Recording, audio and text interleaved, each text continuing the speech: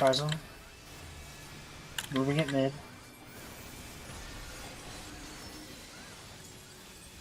One sec. Come on. Oh shit! Big damage, come on, big damage. Let's go, come on, let's go! This is it! Come on! Kill it, kill it, kill it. Kill this motherfucker! Get him out of here! Come on! Oh. Oh! You did it! Oh, Whoa! We did it! Fucking tornado kick! Tornado kick! Oh my god, as the enrage hit us. World first? Oh my god!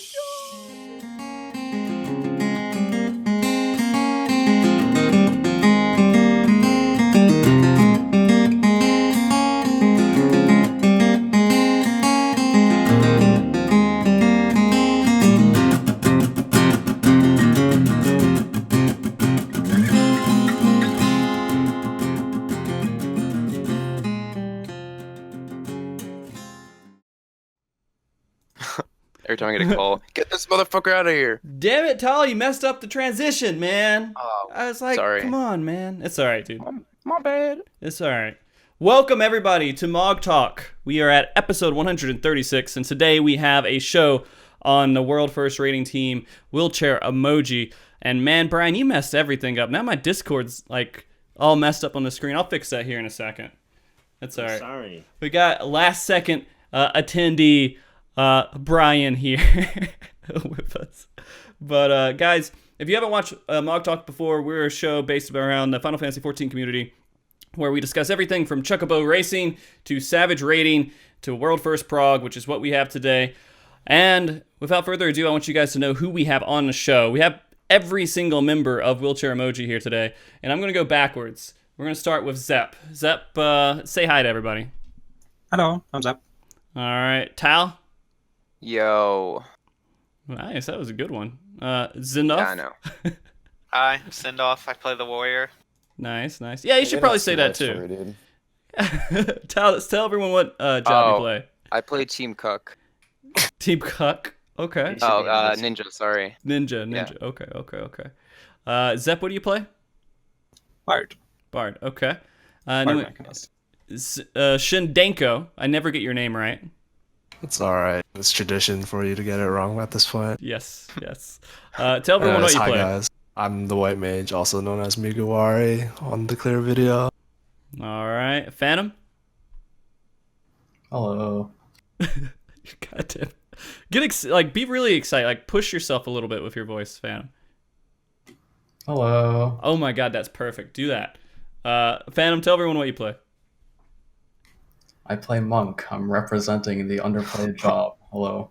Wow, that is brave. Keo. Hello, I'm the scholar. All right. Howard Moon. Hi, I'm the Red Mage. All right. And then Brian. Hey, I'm the paladin. All right. Super Peasant. Yeah. I didn't know your name at all when I saw that. I was kind of confused. So I was like, Super Peasant, huh? I wonder if that's just some random memer. Are you a big memer, Brian? Yeah, sure, you can call me a big memer. Okay, good. Do you outdo Howard? I have nothing on Howard, I'm sorry. Okay. Very good, because I know Howard's a lying piece of shit. That one- was aggressive. Look. I don't know if I like that. Below. Holy shit. Man, I just remember it, man. You were telling me stuff last show out, and you were like, "Yeah, man, exactly this." And then I looked it up, and I was like, "Nope, I won't go into exactly what it was." But I know what you're talking about. I He was holds like, a grudge. I'm like, You can hear the scars that you left. yeah, you left some big Yeah, scars, dude, man. I heard him, dude. Jeez. Retard Howard. Yeah, I'm sorry. Hey. We don't make jokes. Oh god, I can't do this. I was gonna make some horrible joke, and I'm not gonna do it. I'm gonna. No, I say get it. too Your much- show is very prestigious, Yes. respected, and you don't appreciate somebody like me coming on and making a spectacle out of it. I apologize. It's okay. It was respectful. I forgive you, Howard. We're on good terms right now.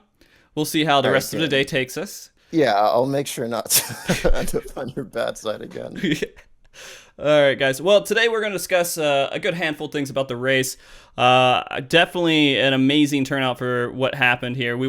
I wasn't exactly expecting it, but once I started seeing the clears came in, I was like, we might see something here, especially with the team that we saw on there. I got to say, so how many, I think it was Phantom, it was Sin, right? Shin, and it was Howard, and who else was on that last show with us for Ultimate? Just us. Just the Just three? three. And Really? Roxa. No, Roxa was there. I remember when you guys came on, you guys were not in a great mood. I think there's a little bit of reason behind that. It kind of, would you say that was the lowest point in rating you guys have been at? Well, that's pretty unfortunate, but I think we bounced back. Oh, yeah. So I'm going to let you know. I would, you know what? Let's do this. I'm going to do this because I think it was kind of interesting. I'm going to look at the YouTube comments for that show. Oh God. I'm sure they were. My favorite. Toxic. Yeah, give me just a sec. I'm going to pull it up because it was, there was some toxic stuff in there, man. And I wasn't planning to do this, but man, I'm doing it right now. Let's see. With Delete Monk right here. And I think it's this one. All right. Put on those hazmat suits. We're going in. All right. All right, so let's look at these. These guys sound so depressing. So many awkward pauses. So many moments of silence. After watching this podcast, I see why they split up. Press F. Damn. Dude, you guys did sound sad. it wasn't me, dude. I was fine. I didn't care. I was chilling, dude. It was my partners. They were upset, dude. These socially awkward people dragging the show down. Socially awkward, my dude. Commenting Dude, on I YouTube. don't Who deserve to be comments on lumped in. YouTube I was videos so anymore? chill. I don't That's know. so unfair. They sound so bored of the fucking game. I think Ultimate was a mistake. They should have added more reason to play besides endless stressing and wiping on an unbeatable fight for 24 hours a day. I don't know. Interesting comments you have there. It's pretty good. Oh, and here's a really good one. For the love of God, don't have these guys on the show again. Please. Except Shin. He's awesome. Hey, you're awesome too, dude. Shin, you Dude, read that one? I know the dude who sent that. Pick case Ziggy. I know him because he hits on a lot of my female friends on Twitter with fervor to no avail. Like he's constantly in their DMs trying to Dude, get you're it blowing in, up his and it spot just right never now. works out for him. Oh, You guys a jeez. fucking loser. Oh, okay. I don't know him. Wow. I don't know him, so I'm not gonna say anything. I just know that message was left, and I felt I felt pretty bad. But now you guys are back. You've claimed world first, and you guys have new friends here. And a few people have disappeared from the group. Are you guys okay with that transition? Are you guys happy about the transition, or do you kind of miss the good old days? Transition from Delete Monk to what? here? Yeah. Oh, no, this is much better. Are you kidding me? Yeah. I'm not. I'm just asking. No. Yeah, no, for sure. This is a huge upgrade. It's nice raiding with people who don't run into walls when they don't get their way. This, that, and the other. It's very exhausting being a Delete Monk, and this group is very mature. Okay. All right. So, I just wanted to go over that real quick. Now that we went over and we went through all the depressing stuff, how's everybody feeling right now? Are you guys happy? Are you guys relieved? What's the prominent feeling? Pretty happy, to be honest. Happy? Related. Yeah? Oh. Yeah, I think. I mean, in my case, I'm looking forward to the future, but yeah, definitely happy. Oh, In okay. the context of the race in general, I feel like our adrenaline was just running high almost the whole time. And especially close to the end and how dramatic the ending was for us was, it just amplified how amazing it was once we actually cleared, right? Mhm. That was like on the last pull with a minute left on the instance timer, an hour before World Second goes off. Yeah. Just so thrilling. It was pretty close. I mean, that's only about maybe 4 good pulls, right? Maybe 5 good pulls.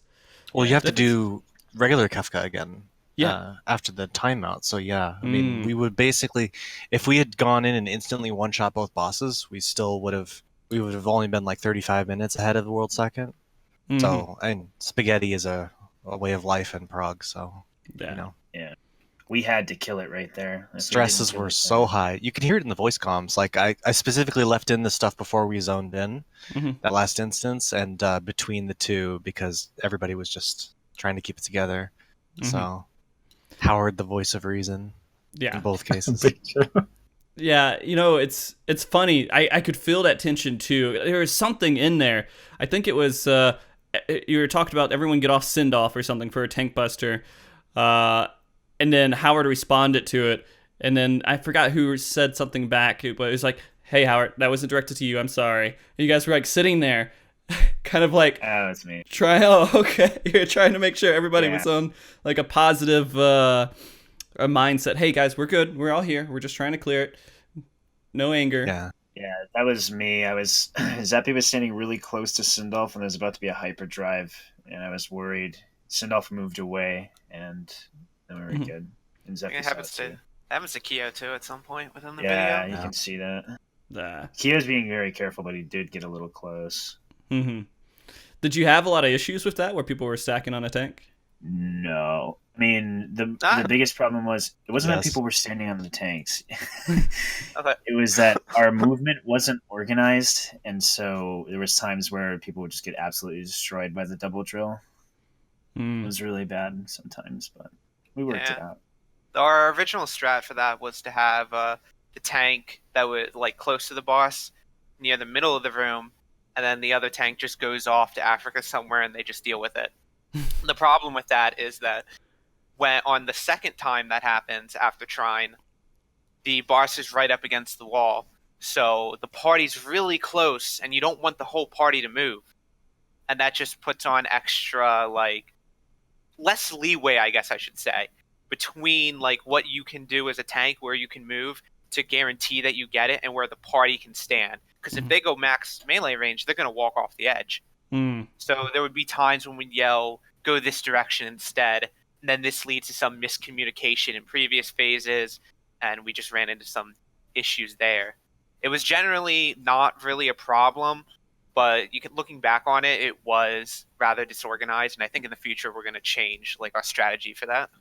Okay, all right. So I guess kind of getting into how you guys came together, I want to talk about that a little bit too. We already talked about the wonderful stories of Delete Monk here.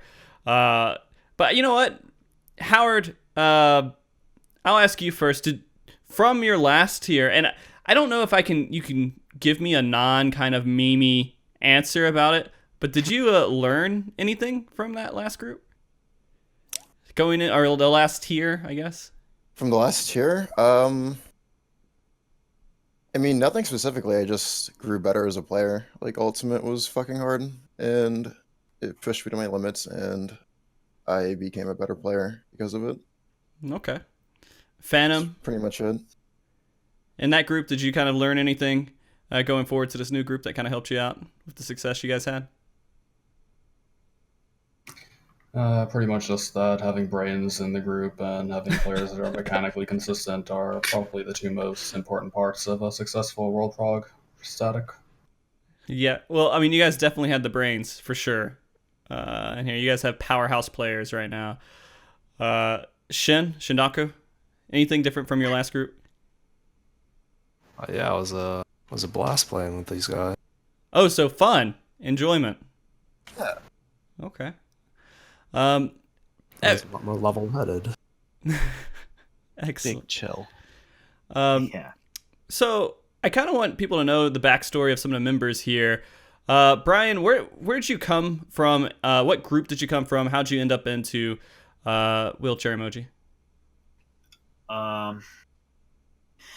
Okay, well, it started a long time ago. Well, not a long time ago, probably about 3 or 4 months ago. And I had a person in my group named Talk Me Into Bread. Mm-hmm. And he wanted to improve our group. And so he looked on Reddit and saw that someone named Kyrie L was looking for a static with Tall, Carew, and Lemon Pepper in their group. Mm. And I was reluctant at first, but he's like, "Look, we need to remake our group. We need to become better players." And so we did it, and I met Tall and Kyrie, and we went through Ultimate, and our group was mid-core at that point, and we really didn't know where we were going to go from there. I think at the time we just wanted to see if we could kill Ultimate. Mm-hmm. And so Ultimate came around, and we did work, and we like almost immediately realized that this group was just not going to be able to do it. There was so many time constraints, there was a lot of weak links, there's a lot of improvement in general that needed to be done. And so basically from that point, we decided that we needed to try to find better players for each one of our roles and see if we could push through as a group. And I think at that point we started pushing through and improving and getting farther into the fight. And, you know, some people couldn't make the times and things like that, so we had to replace them, which it really wasn't their fault. I mean, I'm sure they're capable players. But eventually we came, I think we recruited a couple other people, and then we had to kick some people because of more time constraints. And eventually to the point where we got, we had basically had this group minus Howard, Phantom, and Shin. Mm. And I guess some circumstances was that those last people ended up, I don't know, I can't really remember exactly what happened. Ultimate's kind of a blur for me a little bit, but yeah. Basically we had our group together and we weren't really progressing as fast as I'd have liked to. And so when Delete Monk imploded, split up or stopped, they stopped. I think each of us spoke to someone from there. Can't really remember for sure. I remember speaking to Phantom and asking if he wanted to come, and he agreed. And so, and Howard agreed, and Shin decided that they'd also try our group out and see if things would work out. And I mean, we cleared Ultimate pretty quickly. Admittedly using some of Delete Monk's strats to kind of accelerate that process. Mm-hmm. So it definitely helped. And when we came together, it was pretty quick. Prog happened really fast, and we got through all of that stuff and killed Ultimate. And we were like, okay, nice. Well, do we want to stay together? And honestly, I was expecting it to kind of just blow up. I expected it, everyone to kind of just go their own way. And right. No, I mean, everyone stuck together, and I mean, we just kind of pushed forward and we stayed together. So you didn't know if the problems from Delete Monk came into the group? You just knew you were bringing members in? No. Actually, after I spoke to every single, except Shin, I guess. I spoke to most of Delete Monk's members myself and had a pretty good idea where the problems came from. Okay. And going into 4.3, we really wanted to, or I'm sorry, 4.2. We really wanted to make sure that everyone was, level-headed, mentally stable, whatever word you'd like to use there. And they were. Everyone's really level-headed. Everyone wanted it. Okay. So that's how Wheelchair Emoji came to be. So who technically leads? Do you have a set person that you're like, this is our leader? No. Phantom? We have people. We don't have one at all, really. We have people who handle different duties. Yeah, we have like generals. We have people that are in control of like one specific aspect of the group, and lots of people do different things. Keo, it's kind of interesting from your standpoint too, because you were playing Ninth Man during Ultimate, right? And 4.0, yeah. So how does that transition? How did that feel for you?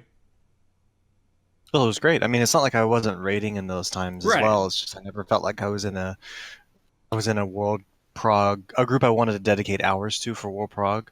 So it was when this one came along, it's like, yeah, we can do it. It felt great to be able to get competitive again because it's been like more than half a year. And translating, I think it was fine. I didn't like drop out of shape in terms of raiding. I was still raiding every day. Did you guys? Let's go ahead and do a quick shout out to your Ninth Man. Who is your Ninth Man? Cobalt Zephyr. He is Sindolph and I's old bard from Legacy SC, which is our old static. We raided with him for over a year. Keo, do you think that he did a good job? Did he stand up to your quality?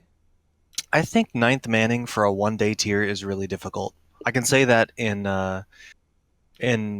Deltascape it was like that too. It was really difficult to ninth man for a tier that's rushing by that fast, because a lot of the value of ninth man comes from like mapping things out, getting timestamps of abilities from boss rotations, and like listing them out, letting the group know so they can plan ahead. But you know, when the tier rushes by that quick, all you can really do is try to solve mechanical challenges on the fly. It's tough, but he did a great job given the tools he had.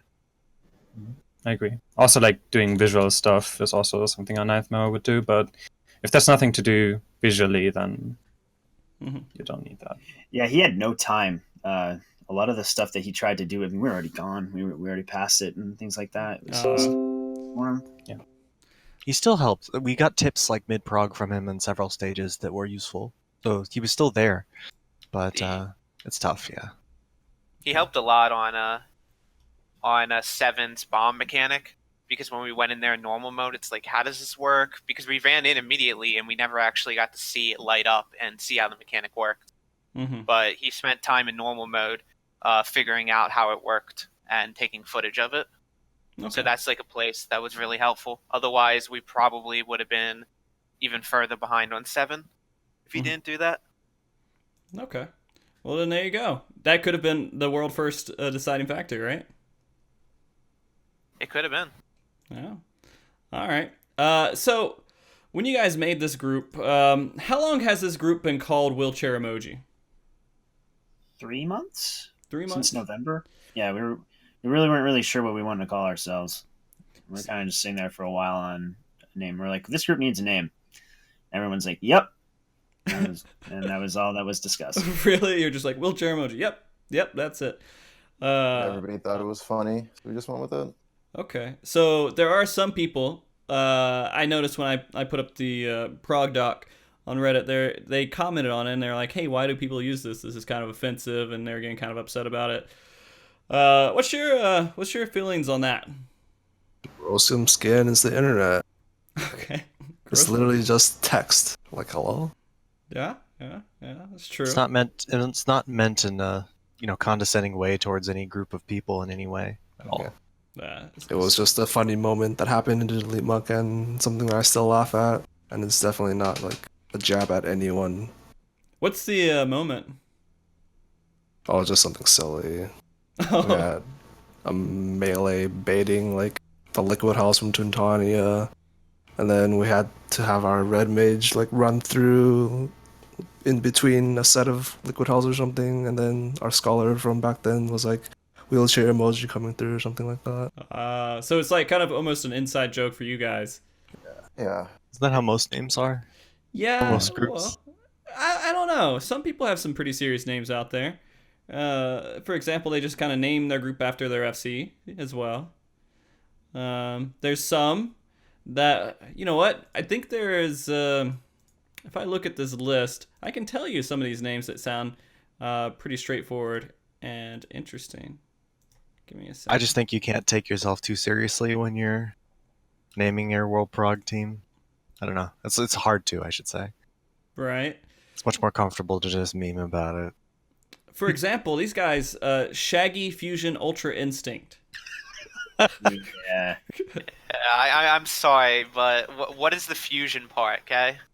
Yeah, Yeah, they come could on, have done guys. better with their name, dude. I gotta put them on blast. overdid it. That was Layla's grandfather's name. You shouldn't make fun of that.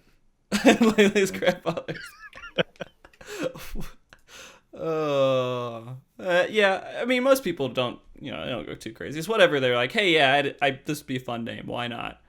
But I don't know. Some people took it because they didn't understand what the meme meant.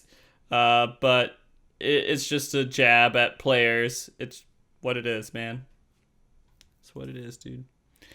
All right. So the other question here is kind of, this is talking a little bit about the future. I don't want to go too much into it, but do you guys plan to keep this group together for the next tier? Yeah, I would hope so. That's the plan. I mean, yeah, I know some people have plans, but hopefully we can keep it together and keep pushing forward. I would hope. Mm-hmm. I think most people in the group are pretty happy with the way we performed this year. I mean, obviously. So if we can keep that going, there's no hard feelings so far, so why not? Yeah. All right. You guys wanna talk about the actual content now? Do you have a lot of thoughts on it? Yeah, I think we all do. Yeah. Okay. Before you guys even got in there, though, like, what did you do to prep? What was, like, because we didn't have the usual prep. Before, you could, like, in 4.0, you had all the normal fights to practice and kind of figure out everything. This one was different. You guys had to go in there and just do normal really quick, go straight into the fight.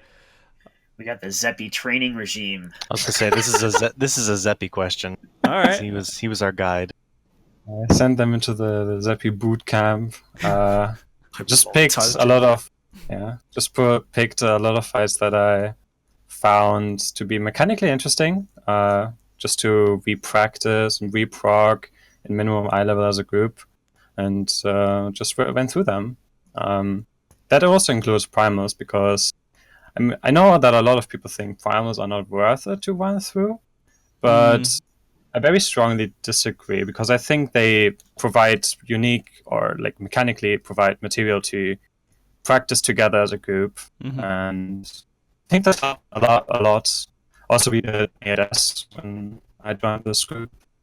That wasn't my idea, but I think it was also pretty nice. But I've just done this fight so many times now. I hear you roboting. Am I? It's the Discord. Is Discord? It's the Discord server. That's the Change Discord. it to like east or west, it'll probably solve itself. Yeah, you can change the server. How do I Reading change the server DDoSed. here? At the top should be server settings, and then you can. Then at the top right of that list, you can change the location. Just change it like east or something. Yeah. All right. I think most. Anyway. All right. Are you guys still here? Yeah, we're still here. Yeah. Hello. Oh, Okay. that's much better. Yeah. Jeez. All right. Zephy, you said the last thing I actually kind of heard was the ADS, right? Yeah. We also did ADS and a couple of other turns. We wanted to do a bit more, but just timely we didn't get to it. But I think it still was fine. Just like went through the most interesting things, and that was generally our preparation. Okay. Can I just say real quick? One of the things that was very ill received was the idea of going through Ramu EX. Like, most people just didn't think it'd be valuable, or just not like, what is that going to do for us? And then when we actually went in there and did it, I think everyone was really happy we did, because it was a good exercise. It was very surprising. I was definitely a huge naysayer, but I was proven wrong very quickly. Yeah, man. Yeah, I still hate that fight. Ramu EX ended up being one of the biggest boons to I wouldn't say biggest boon, but it was an absolute wake-up call. Like, when we went into Ramu, we realized that, well, at least for me, I knew nothing. I didn't know anything about that fight. So when we went in there and we kind of did it as a group, there were so many things you have to actually watch out for. You can't stand on other people ever. You have to be really, unless you're shocking them out of hysteria. There's like all kinds of things like timely orbs, thinking ahead about orb rotations and things like that. It actually ended up being really useful for us. Most of this to that. Most of this also comes from the fact that you're doing at minimum eye level. Because, for example, when Runway Extreme came out, it was an odd patch, so people were already geared for it. So obviously when you're doing it minimum eye level, not only do you have skills missing from back in the days due to the 4.0 changes, but also are you going to do it in lower HP. So it's just generally that you need to be doing it more correctly, which spices it up a bit more. Yeah. A huge change was the lack of path. Like, all the old content, I believe, was made with Storm's Path in mind, that 10% damage reduction. Yeah. So you go into these fights, and they just hit you like a truck in comparison to how they used to. Yeah. I think it's kind of interesting when you go back to min eye level. The whole idea was, hey, you can always go back to this content. It'll always be a challenge. But now with like new jobs and like how they balance everything out, it feels kind of like the jobs are incomplete almost at those levels, and so you have to kind of so you have to work a lot with it, and so it does give you some extra challenges to work with, at least. Definitely. Ideally, what I would appreciate a lot from Square Enix would be if we could use the level 70 skills, but with the low eye level. issue with that is basically if you go into with level 70 and just very low eye level, that the mobs are gonna like start missing attacks, and it causes some mechanical issues at some fights. Yeah, I mean, I don't see why they couldn't do it. It seems. I think they simple. should. Yeah. There you go, Square Enix. Your first suggestion today. We'll have a handful of them. I'm sure we will. I just wanted to, in particular, just the Ramu fight had a whole lot of really core rating concepts built into it that most other primals even didn't have, which is like mandatory and punishing tank swaps. There was RNG with who would get seduced by the prey, and so you'd have to do communication among the raid to see who was breaking them out, so that you tested raid communication and synergy. There was raid awareness to be able to see how many orbs are on the field and be able to pick them up on the fly. Lots of damage checks for the healers. That's a very healing intensive check or a fight. So there was a lot of that too. It's like all these different stressors that you encounter in difficult raids were all present in this really old primal. Yeah. So it was just a big surprise, I think, for us. It was actually pretty interesting as well. I mean, it was one of those fights where you had to have a DPS balance, right? And so when you're doing phase transitions, you have to kind of slow down or increase. You'll have to know when to slow down, and because if you push a phase too hard, you kind of screw everything up. So yeah, you could phase push into two people stuck in seduce in that fight, as an example. So it also had like correct phase pushing as well to it. Yeah, definitely. Something we haven't seen since Tier 7 Savage. Well, people complained a lot about it too. They don't like how if you do too much damage, you're gonna hurt yourself. I think it's wonderful because I think it's just another mechanic to work with. What do you guys feel about that? I don't like it, but I mean, it was great for practice. I think it depends on how important or how relevant that would be in the fight. If it causes an instant vibe, I think it's not so favorable. But I think if high DPS just makes it more mechanically harder, but not DPS push like punishing, then I think it's fine. So, for example, if you have more DPS and you get a bad phase push, but you can still outplay it, I think that's fine. That's fine then. Okay. But if it's only punishing, I think it's questionable to implement that. Okay. Because it's just bad for speedrunning. Okay. All right. Okay, so you guys, you did the boot camp and everything else to get ready. You had the Elysium behind you, backing you with potions and everything else too, and crafting. We didn't. No, we took care of all of that ourselves. Yeah, let's be really clear. Really? I'm sorry. Yeah, I'm just gonna have to be really clear. We did everything ourselves. Wow. Absolutely everything. Every single part of our preparation was done on our own. So he means from the crafting and pots specifically. We joined the FC so late as a group that it's a matter of like shifting the resources very last second to our group wasn't practical for the FC. So we did all the crafting and or secured all the crafting and pots and all that stuff. Oh, okay. I guess that makes sense. Yeah. You guys weren't a hopeful group coming in. Well, I mean, you were hopeful, but you weren't like already planned for. It's not anything against Elysium at all. Yeah. They had everything all set up for their groups, and then they had this group come in and say, "Hey, we're going to do World Prog." Like, how can you expect them to accommodate us? They don't even know some of us.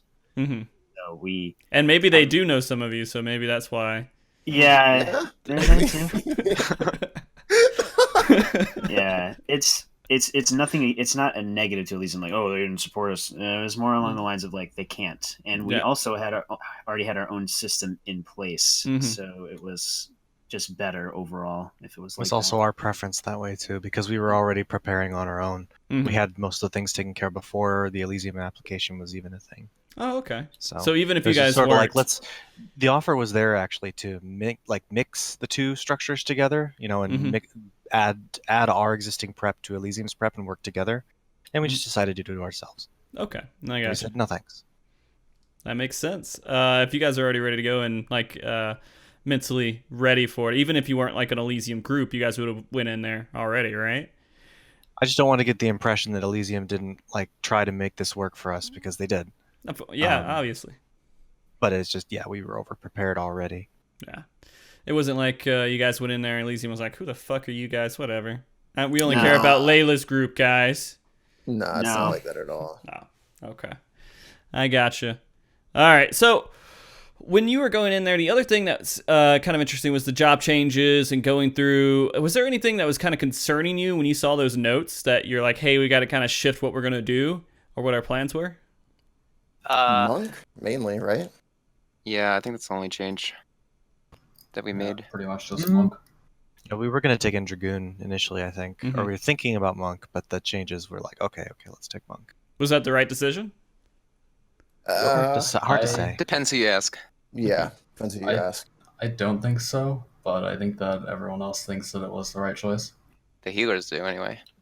Ask shit about that one. Good. Mantra was really clutch, but at the same time, we knew we were getting it. So if we knew we weren't getting it, I think we still could have managed, but it's hard to say. Yeah.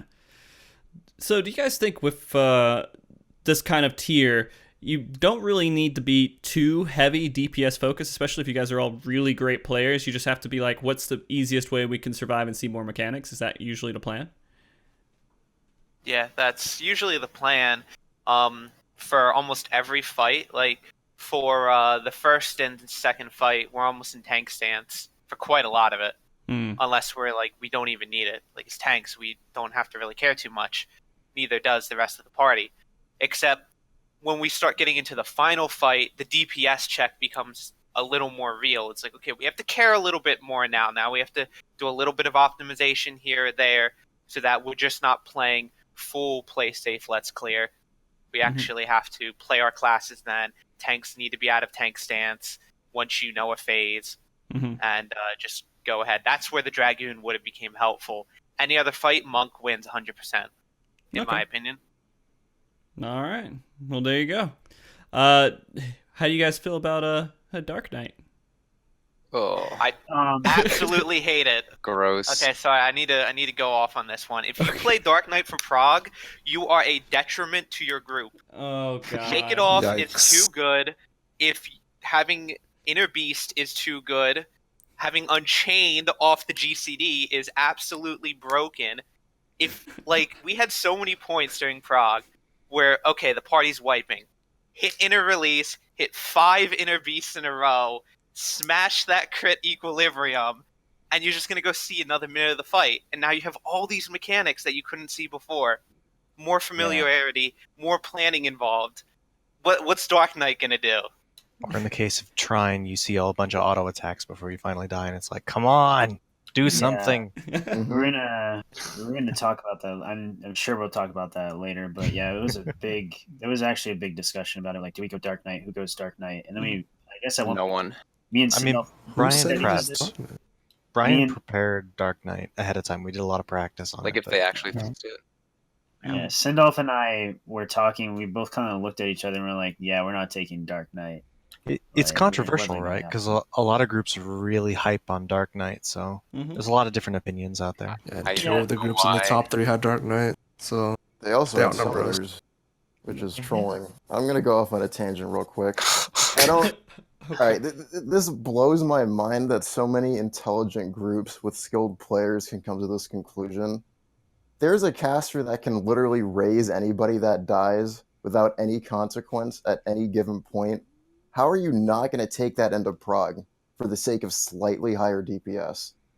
That doesn't make any sense to me. For the love of God, please, if you're a caster, stop trolling your group. Just go Red Mage for Prague. Even if you don't want to play it, just bite the bullet and do your group a favor.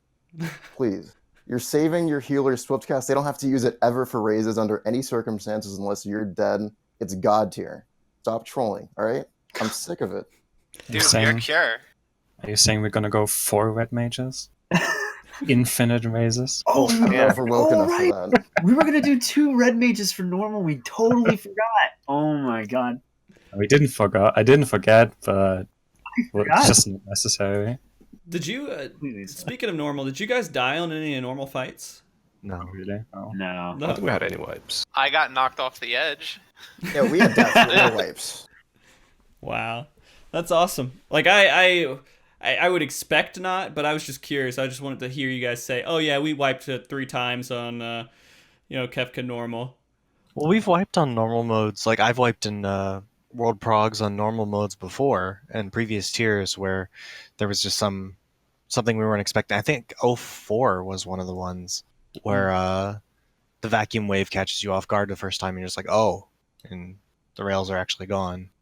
And it's easy to wipe on that one, but not this tier. Do you guys think having, like, it was a huge detriment to you guys to not have normal mode for 2 weeks?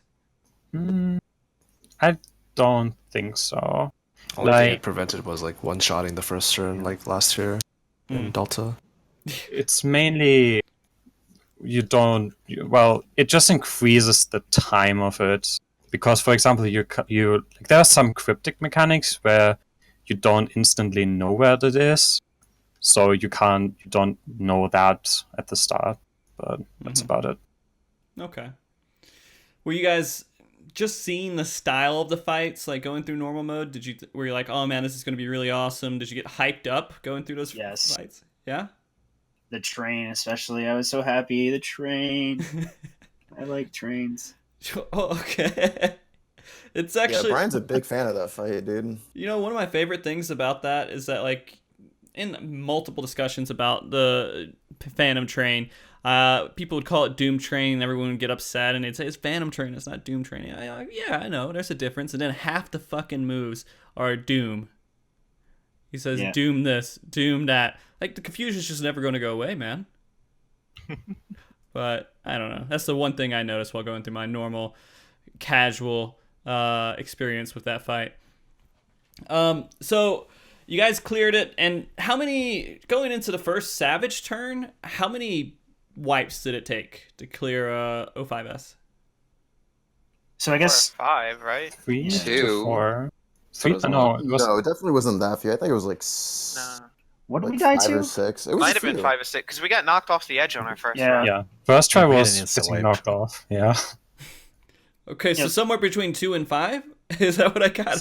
We don't remember. Somewhere between like 3 and 6, something like that. Yeah, something like 3 to 6, because we also wiped once to the ad phase until we realized, okay, so there were 8 ads and everyone needs to take one.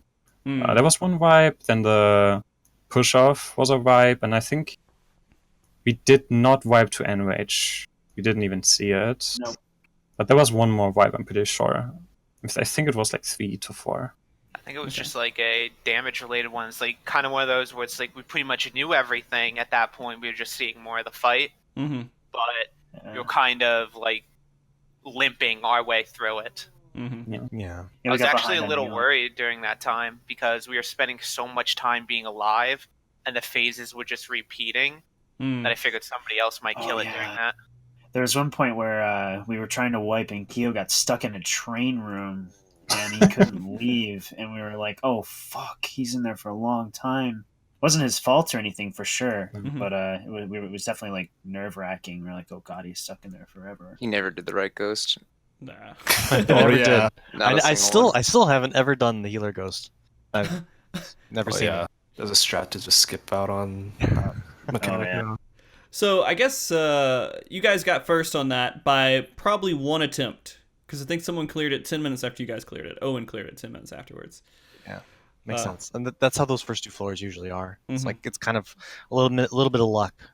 Right. Well, the one thing about this too is that after you guys got that clear, you guys, I'm going to stay on O5S. I'll go to O6 in a second. But O5S, like, it's weird, man. Like, it definitely took longer than O1S. By the way, let me ask you guys, is it O5S?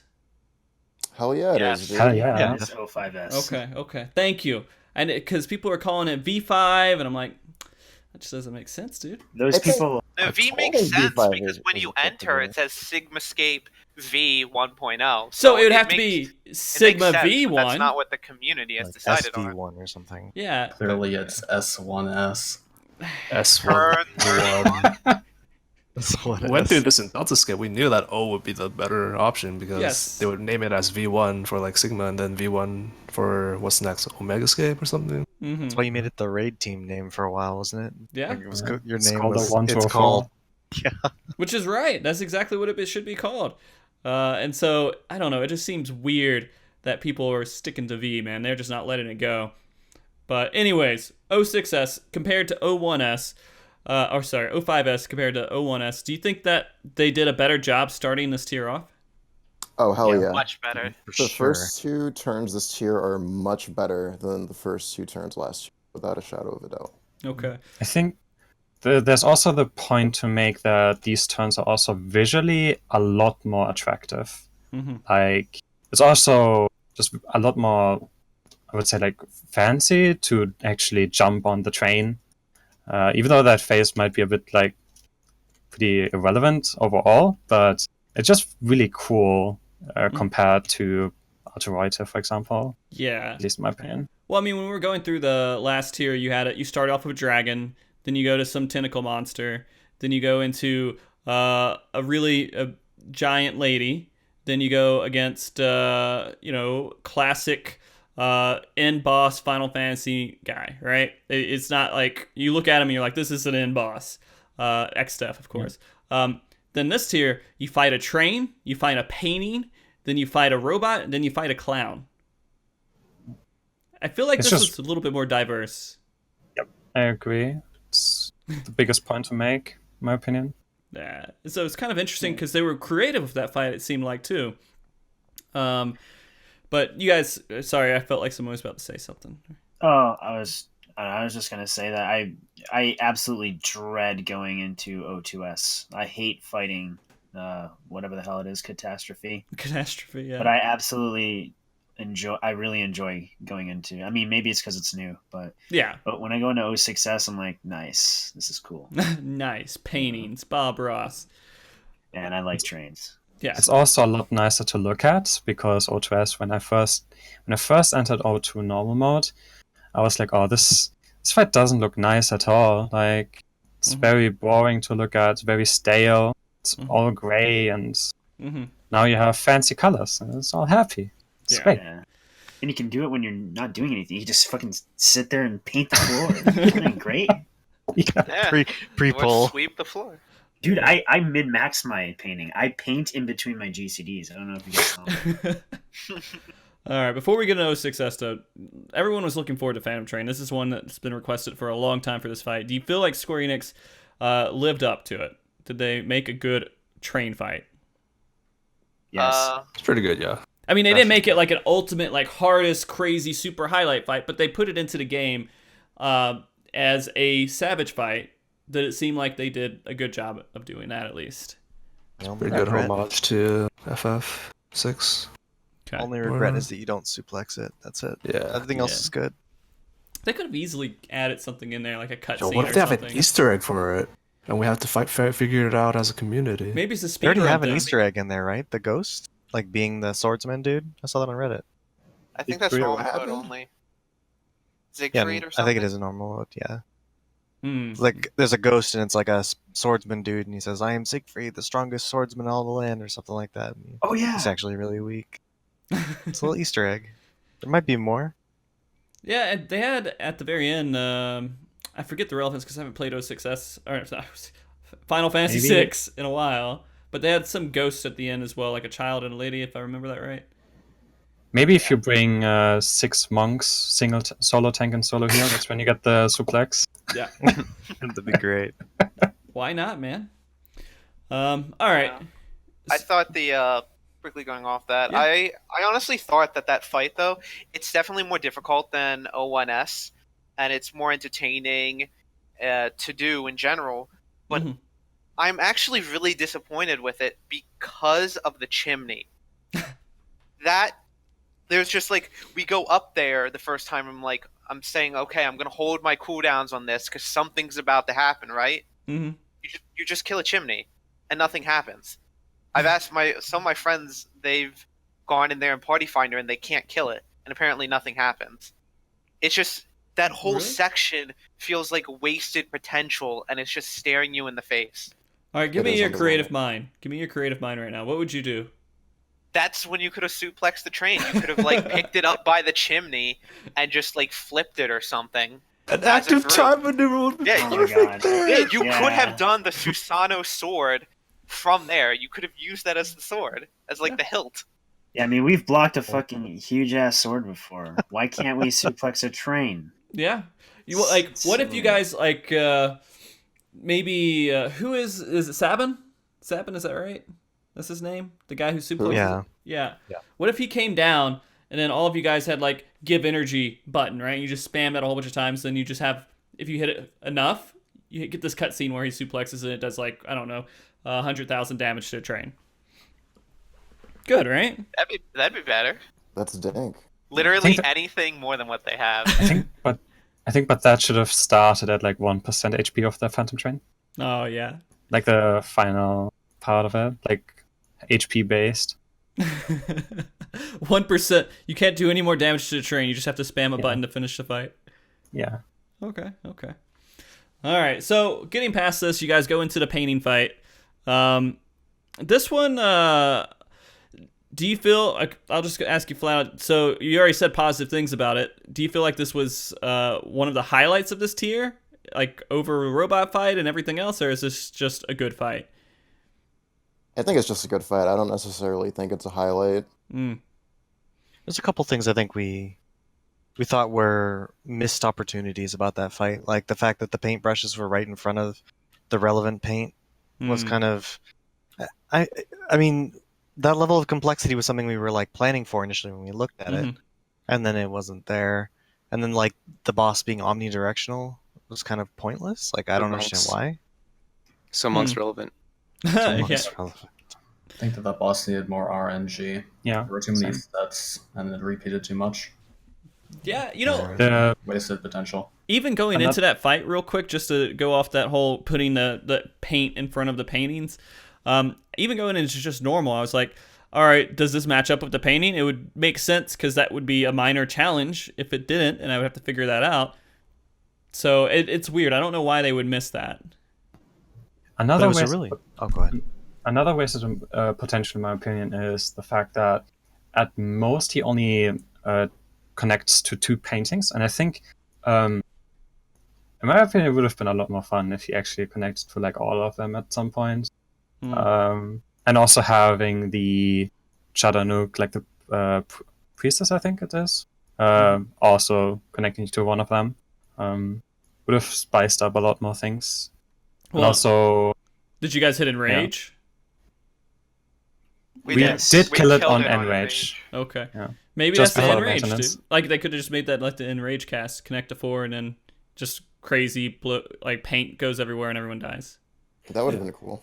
I can't remember if it was 06S or 07S, but one of those 2 turns was really close, as well as our 08S. We killed it basically right as it hit the end of the meter. I don't know if that was 6 or 7. 5 is the only one we didn't kill during Enrage. The rest, everything after that was just the boss was already starting to cast it, and 7 was really close. Yeah. Well, you guys, the funny thing about this one is that you guys killed it before maintenance. No one else killed this before maintenance. Yeah, that was very important, actually. That gave us, and we still lost. We still lost 07. Well, I mean, if you look at it, it's like 8 minutes difference between all of the clears. But we had a huge lead going into that. Lost it all. Well, I mean, 12 minutes of 07 time to study. So you guys you saw like a little bit of 7, so you could think about it a little bit. We saw a lot of 7. We saw a lot of the mechanics. We had a whole bunch of good footage. We were reviewing it all during the break, and like we had a good idea about what everything did that we'd seen. We understood it all, and we were ready to go. And then we ended up not getting first or second on that, but still, yeah, it was like we threw our advantage. Yeah. How do you guys feel about that maintenance, man? It was good for us. That happened at like the best possible time for us. I think what is very important to point out here as well is that it was a global maintenance. If this had been a maintenance for one data center only, it would have caused a massive shitstorm. Well, I remember, I think it was on Midas when the Chaos data center actually did get a maintenance just on Chaos, and that was really bad.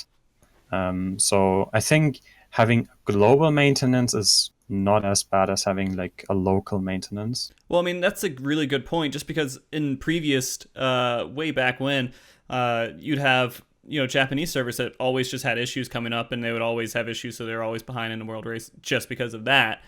And then you have so many other factors going into it where you don't really think Square Enix was paying attention. They're like, yeah, cool, they cleared it first, but they didn't put any priority to it. But now they posted out like a tweet, and they're like, hey, congratulations, these are what we saw are the first 3 teams to clear this content. And then they immediately apologized about the maintenance and said, we're sorry that this has happened and that it affected the race. And so now you can tell for sure Square Enix cares about a world race. Yeah. How does that make you guys feel? I think they always cared about it. I don't know. I don't know. I feel like they did. Like, they thought about it. They're like, oh, cool. But they never, like, made it a priority. But it feels like they are actually paying attention. They're like, hey, the actions we take at this point when the patch comes up will affect people who are seriously doing a world race. Like, they want that to be a positive scene. I think they've cared a lot more. I think they've just got better communication between the teams, like the maintenance team that's working on the servers and the teams that are watching World Prog and like making sure that there's like no cheating going on. No Zoom hacks. Nah. So no teleporting through the floor and attacking the bosses or something. Do you guys feel like that's something that they're paying attention to? Because a lot of people don't believe it. Should be. I hope so. I would seriously hope so. Yeah. Because they don't have any form of anti-cheat. Well, there's that one group from like Second Coil, I think, right? Yeah, there was some group in Second Coil, as far as we know, like teleported or something above the boss in what was it, turn 8, and then they kill it, and then later there's a post on Lodestone that says like only 2 or 3 groups have killed it, and that a group has been banned. So they pay attention for sure. Yeah, I don't know. A lot of people have complained because there were people back in the day that, you know, the casting hack or whatever was going on, the speed casting, and it kind of went unnoticed for a while. And so people were harping on, you know, Square Enix doesn't care and everything else. But that got eventually attended to, and I'm sure there's other things going on. But when it comes into like the world race, I'm assuming, I would think you're right. They do seem to have some sort of moderation there. But we haven't seen any action against it. Maybe we'll never see the action because they'll just take care of it, unless it's like, you know, a notable team that people have seen, and then why did these guys lose the race? Oh, because this person got banned, and maybe that would start. But I think you can equate it to like, imagine if you could teleport inside of the instance and watch somebody doing prog. If it's really obvious that they're cheating, then it's easy to ban them. But if it's something that could be slightly subtle, like the cast time hack, like you may not notice that initially if you're staring at the group, especially because it's just one person. I can see why that would slip through. But I do think they're watching. Just maybe their tools for analyzing like oddities is a bit lacking. That's all. Okay. Well, either way, I know they're paying attention now, and I'm happy about it. Like, I feel like they're actually communicating, hey, we want to have a really fun world race, and it means a lot to me, especially since I've been trying to keep track of it for, you know, last year and a half or so now. But all right, going past this fight, well, is there anything else you guys want to say on O6S? Oh, I did want to say, Klops actually said something. He said, for what it's worth, that the servers the notice that the servers were coming up early came very late on NA Lodestone. Yes. We were sitting there, and someone posted the update somewhere, and I refreshed. I was like, oh, huh. And I looked at it, and I was like, oh, it's coming up at, I can't even remember what it was. It was like 5:45 or something like that. We were translating the Japanese ones and the European one. And we were like, oh, that's in 5 minutes. Oh, okay. Like, it was almost immediately like, oh, shit. Well, thank God no one went AFK, because we have 5 minutes to prepare. We were all saying, like, the server's definitely not going to be down for 2 hours. There's no way. Yeah. Just stay at your computer. Man, I went to straight the fuck sleep, dude. Like, there's 2 hours. I'm like, all right, Square Enix, I'm taking a 2 hour break. I'll be back here. And then if it comes up early, it comes up early. But yeah, no, it's, I don't know. I felt kind of weird about them doing that too. I kind of felt like they probably should have just left it down for 2 hours, but I guess they just wanted people who planned off work or whatever. Maybe they only had, because if you look at it from, I guess, the Japanese point of view, that's like prime time, right? Or it's going to start leading into prime time. Did anyone know what that maintenance was for? Anyone have Yes, any idea? I absolutely do. Because I couldn't get into the raid. Raubon. Yeah. You guys got Raubon. Raubons. Sid, yeah. Both. Sid was blocking. Sid was blocking, and so was the story mode. Or the story quest. They were just locking up, man. They wouldn't let you get into that instance, and eventually it just wouldn't respond to you anymore. And so they had to do it because they were locking out 90% of the player base from doing the content. God, we're It's a really buggy patch. Yeah. Every fight is bugged. Yeah. Every fight was bugged? There's a lot of not every fight. Not every fight, but there's quite a few. Bayako's bugged because he'll just randomly kill you when he picks you up, and a lot of people are saying 07S is bugged because of the hysteria that happens. It's like you have two people directly on top of each other, and yet they're both going to get knocked back to the same direction, and one gets hysteria. The mines are kind of garbage too. That makes no sense. Yeah, we figured out the mines though. The mines was we were reading the trigger wrong. Like you don't just the trigger to set off the bomb or like to disarm it is not just standing inside one of the paddles. It's actually like running over the line. So we would just like go into the right side early, and it wouldn't catch us, and then we just sit there in the middle. But you actually have to run over the line. Oh, yeah, okay. but like that was our mistake. It's not actually. Just suck then. Okay. You have to like one bug. Well, Bioka, I want to say this real quick. Going into that fight, like I only did the normal side. I didn't do the extreme side of it. But like just playing it, it looked cool, right? I mean, they had attacks coming up from below you. That's all it is. Yeah. The first time it's cool, but trying to farm it is it's pretty rough. Get you to sleep real quick. Really? I'm really Slash disappointed follow. in that fight because it is way too easy. Man, it looks so cool though. It looked like it had a lot of potential to it. There's still Extreme ways isn't much to different. there's still ways to mess it up, like when you're learning. Mhm. But it's just like once you have the knowledge of the fight, then the challenge goes down so much. Once you know how to do the dance. Yeah, it's just it's a knowledge based fight. Okay. Can they just give us Thornton? Thornton, we just all want Thornton back, man. Yeah, like, Thornton was fantastic. I loved it. It's just mechanics left and right. Okay. Slight tangent here. Favorite primal from everybody. Is it Thornton?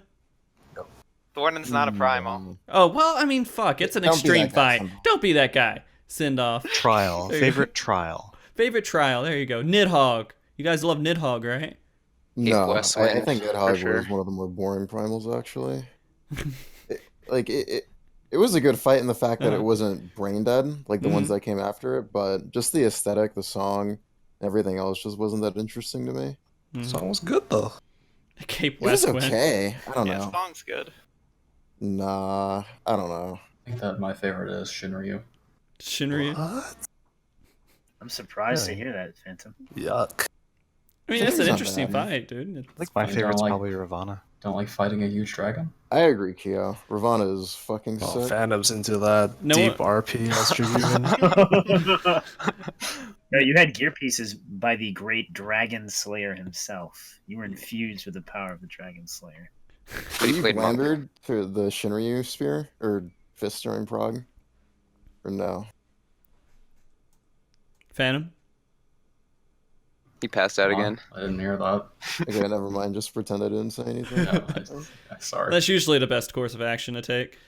Yeah. Oh, how did I forget about Titan Extreme? That's my favorite. Yeah, no, one. that's what I was going to ask. No one said anything about Titan, which was really Yeah, curious. I don't know why I didn't think about that one. It's just so old now. I was about to say Titan. I am really hoping, though, for a Titan Ultimate.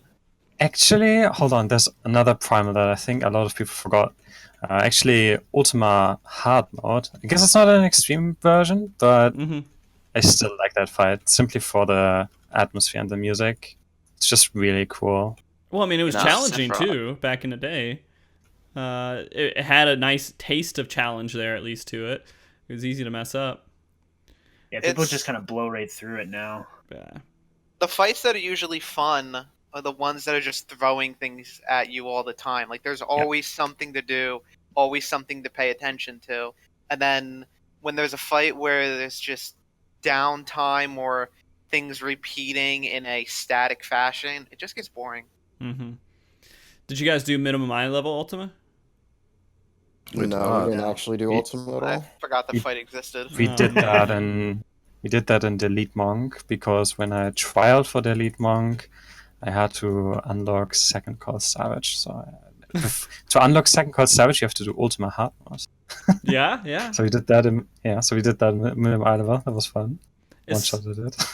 It's so funny how all these fights are like gone, but that's okay. That's normal, man. Like, you go and you play any other MMO, like you play WoW, you're not going back and constantly killing these fights unless if you just want to get a mount or something out of it, which is the same thing. But the fights just go and get forgotten about. It's sad, but it's true, dude. All right, so back to 06S to finish it off. Did you guys have anything else about that you wanted? Like, was there something in that fight that you're like, man, this is actually difficult and challenging, and it held you back a little bit? No. The only thing in that fight that I felt really got us was one of the final painting sets with the earth puddles and then the rock with the water that comes out. And that I feel is only because on some of our runs, we tried to dodge from the rock and then backwards. Because it's like, oh, we're still within line of sight of the rock. We're fine. That's not how it works at all. You have to actually be like right up against the rock. So I think we lost like a pool or two. We probably would have cleared like maybe 15, 20 minutes earlier if that wasn't the case. If it actually like saved the whole line of sight of it from the water. Was that about like a 5-pull fight? More than that. No, more than that. Shin Like, and I... Oh, go ahead.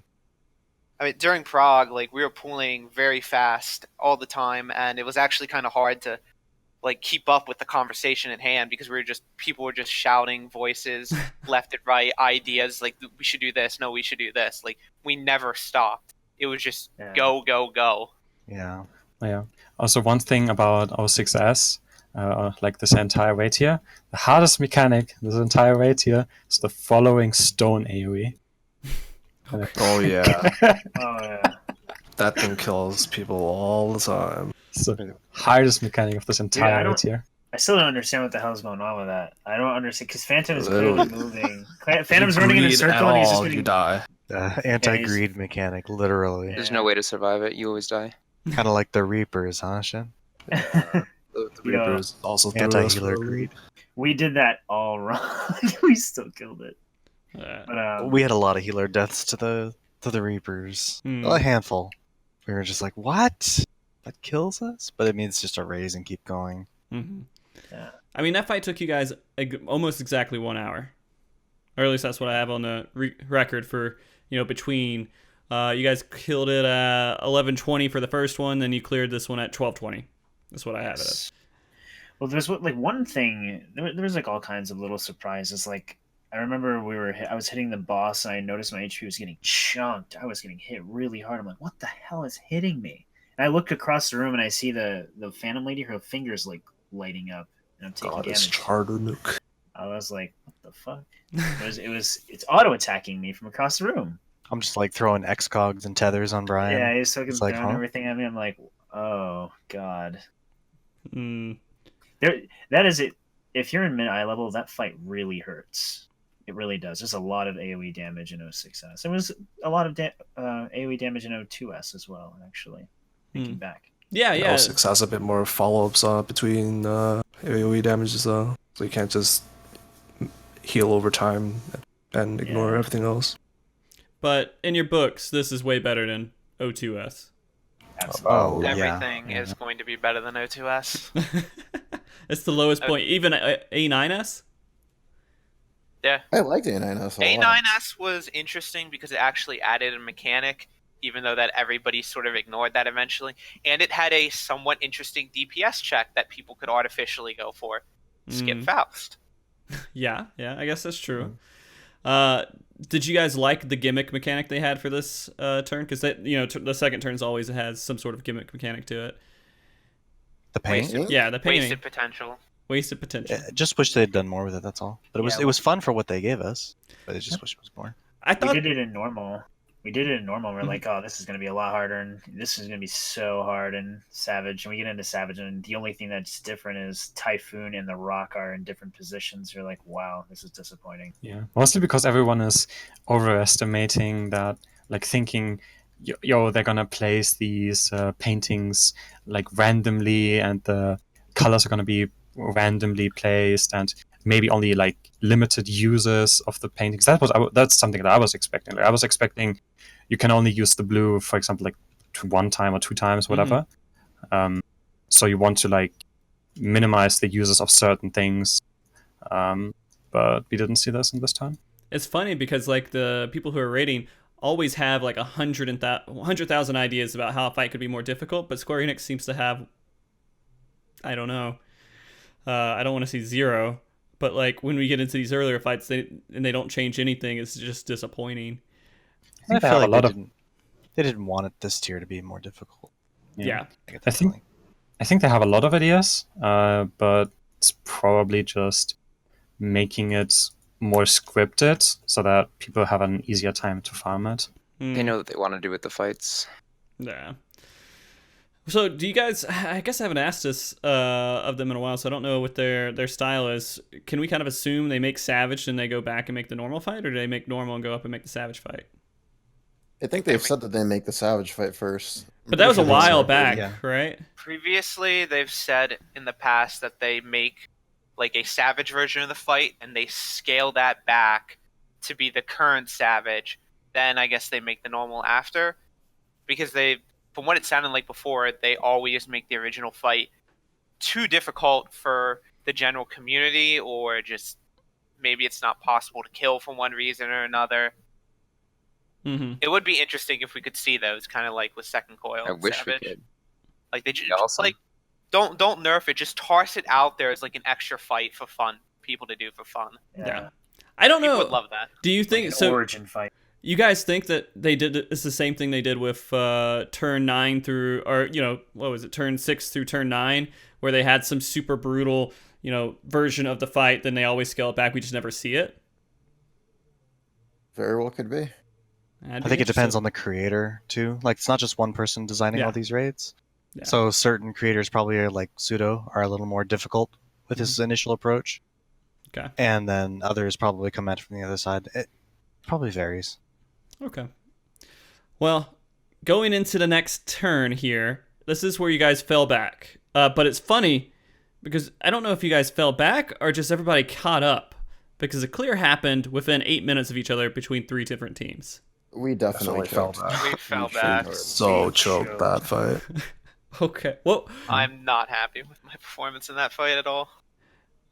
So with that fight in particular, when you went into it, I think this is the most, I don't know, it seemed to me as the most unappealing fight, because I guess I was burned out on robots. So if I see one, I'm like, oh, well, that doesn't seem like anything interesting. And so were you guys happy about this fight before you actually went into it, or were you just like, whatever, I don't care about it? Like, I know people were excited about the train, people were excited about paintings, excited about Kefka. Are you excited for Guardian?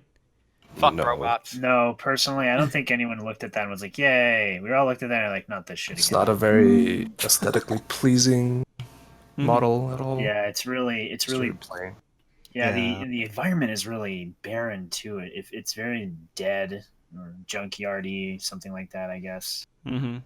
I actually liked it. I don't know. I was very hyped about the screens because one thing that, well, in general about this tier they played a lot with is like short-term memory mechanics. Mm-hmm. And I really like the screen mechanic. It's like looking away from the boss, looking at the environment. It's generally in this tier that you look at the environment a lot, and I really like that. Okay. I don't know. I liked 7. I mean, the screens in the background were cool, right? Yeah. But that's the only thing I saw that was interesting with it. With this one, what actually caused you guys difficulty? Why did you guys fall back? What happened with it? Load Ink. Ultros. Oh my god. So load Ultros basically just summon it just drops ink on you. And a lot of times we either forgot that could happen. There's two, I guess it's out now that there's 2 set rotations. We had no idea at the time. But we would not reposition the boss back to middle, which was we just never discussed it as a group, which is absolutely our fault. It's not Sindolf's fault for not bringing it back in. Sindolf, it's our fault as a group. We didn't bring it back in, and when we got load Ultros, we didn't know what to do because we were up against the wall. So the solution probably seems obvious, but when you're in the middle of doing stuff and all of a sudden it says load and you're like, oh, what's it loading? Oh, it's Ultros. Oh shit. It was just really far into the fight too. Like we would get a fairly long pole thrown away to we didn't realize ink was coming, and then just suddenly ink and we would all wipe. Just instantly wipe. And that's just a lot of time thrown away that you can't afford. It happened like too many times. Yeah, It was we definitely choked on it. I mean, we saw in Rage probably an hour and a half before we killed it. Is it really was it that main mechanic that got you guys? There's nothing really. Yep. What about missiles? Missiles gave us no trouble, except like deaths, but we recovered from that. There's safe spots for them, so they're pretty easy to handle. I mean, bombs caused us a couple of wipes, I think, but not too bad. Just because it was buggy. The time bombs we're talking about caused us a couple of wipes. We had a couple of mistakes here and there due to like regular deaths that you would expect through mistakes otherwise. Especially with myself and some missiles. I think we had some tentacle deaths here, there, and the bombs, obviously. And just regular damage during when the boss is in the air shooting guns. But it was almost exclusively the ink. Yeah, I don't think we struggled with anything like conceptually at all. Like the first time we saw something, like, oh, we know what we need to do. And so it's very steady, quick progression, but it's just that one mechanic we kept forgetting about. Other than that, it was very quick. I would say not even the virus mechanic really gave us trouble. Like we saw that once, we had an idea, saw it a second time to confirm our suspicions, and then we sort of sat down, came up with a plan, and it worked. I think like the third time we saw it, then we just we fixed it up a slight bit to say we could make it more consistent by doing this, and then we never really failed it. Yeah. So you guys had to do 2 lockouts for this one, right? Or 2 whatever. So it wasn't just like you do it in one lockout real quick and then go in to the next fight, excluding the fact that the servers went down and everything, but. We saw in Rage an hour and a half before we killed it, so it was like we saw one lockout. We saw pretty much all of the mechanics, and then we hit in Rage pretty much right after we went back in on our second lockout, and then we just choked it all the way up to the end, pretty much. Well, all right. Well, that's fine. It gave a lot of people hope. I can tell you that much. Once you see 3, and this was super interesting for us because we saw NA team, a JP team, and an EU team all clear like within that quick 8-minute timestamp. We're like, well, we have no clue what's going to happen. No one had any clue. Everyone was even. Yeah. Like after we killed it, I got banned. What'd you do? I'm gonna post a link. Okay, hold on. I got you. Let me throw you a permit. Send off. There you go. Like after we killed everything, like if you look at that, 3 groups all enter 4th fight, then 8 minutes. So everybody's like on an equal playing field at that point. Yeah. Which made things kind of interesting from like a race perspective. Partially true. Oh, you know what I haven't been doing? I haven't put any highlight comments up here. I'm sorry.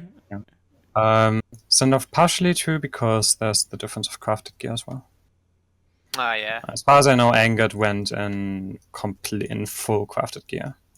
I'm not sure if this is wrong, but I'm pretty sure it's correct. Into 7? Into 8. Or into 7 already. I'm not sure. Yeah, I think they did. I think they had actually a lot of teams with full crafted. They had a really good system for that. When I was talking to them before, when I was talking to Kakashi about it, it's actually really interesting to see. Like they were a pretty well-oiled machine going into it. You guys didn't have full crafted on the clear? We had a couple items and I think some weapons, but most of our left side was, I believe, 340 still. We picked up for the clear of 08, we picked up all our crafted gear after the first lockout was done. It was all pentamelted. But for the 07 clear, we were mishmash. Most people had weapons and chest piece at least, and then there were a few hodgepodge pieces here and there, but we didn't get the full set until we were a lockout through 08. Okay. Well, do you guys feel like that? Obviously, it didn't look like it held you back that much. No. No. It doesn't hold you back on mechanics, that's for sure. But it would hold you back in trying to survive. But that's just usually depending on like healers, tanks, and like general performance of players. I think there had only been like 2 or 3 wipes that we might have been able to avoid at best through crafted gear. If we had full set going in, and that's just like somebody didn't kill their ad in time, or somebody just barely died to a mechanic, and those were avoidable through other means. Skylar's saying that Angered had full crafted in their 07 clear. Yeah, Entropy. Our crafting team was pretty new. Obviously, we'll talk about that. We can talk about that later. They did a great job. Yeah, they did.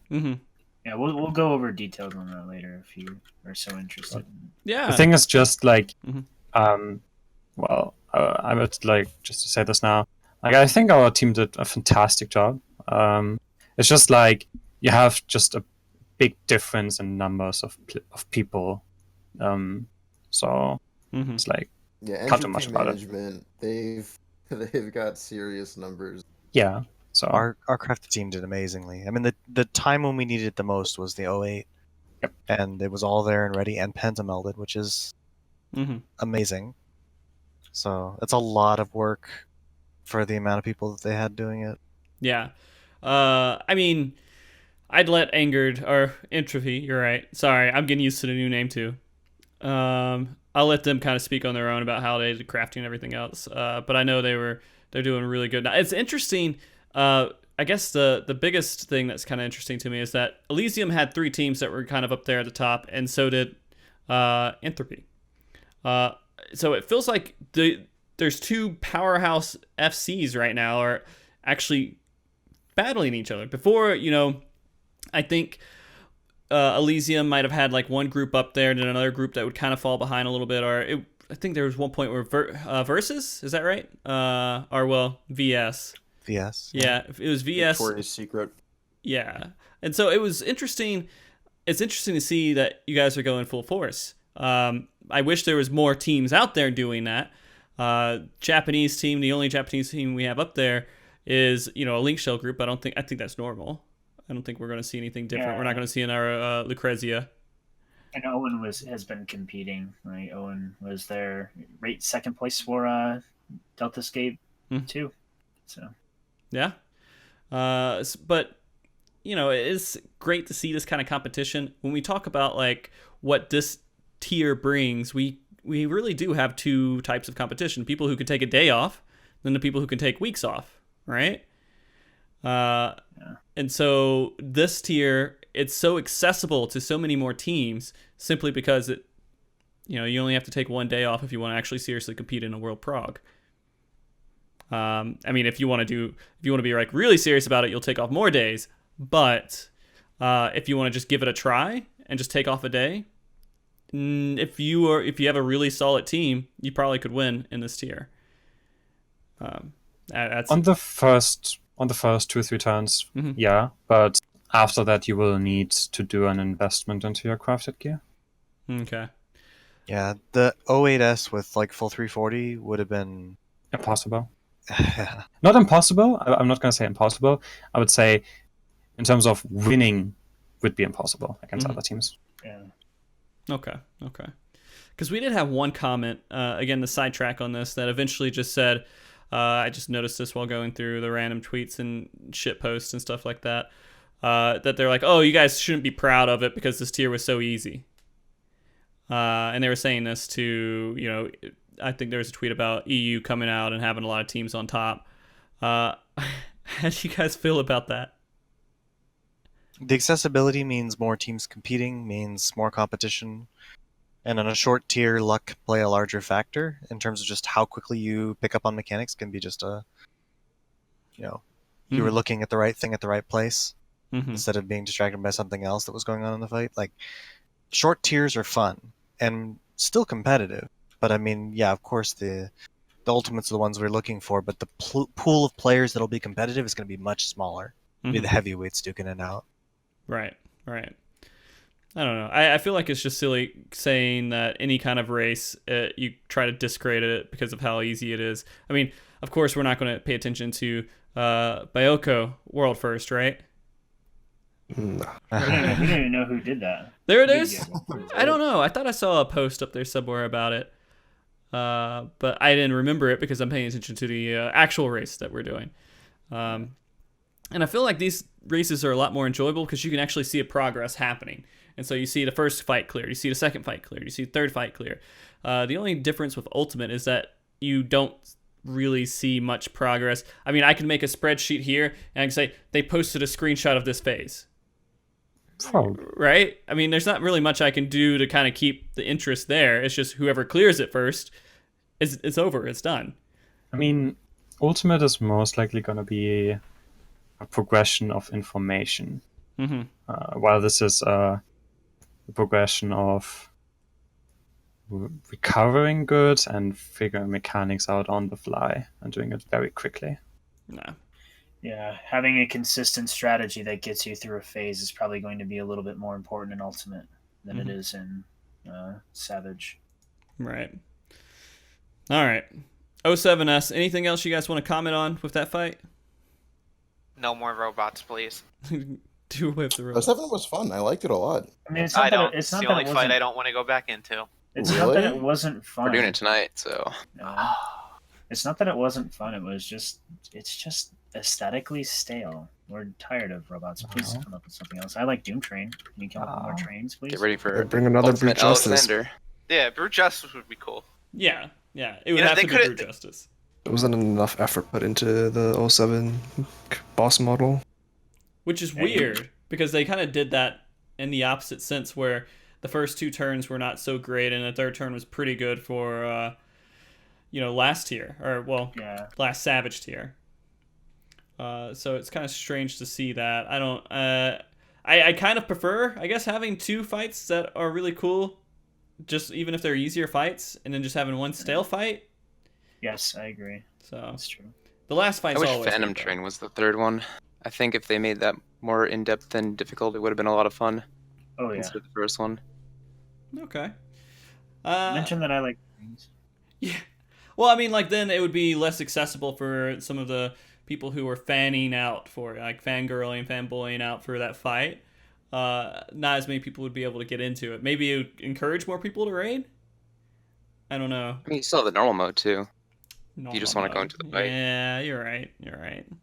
I think they were just trying to give it instant satisfaction.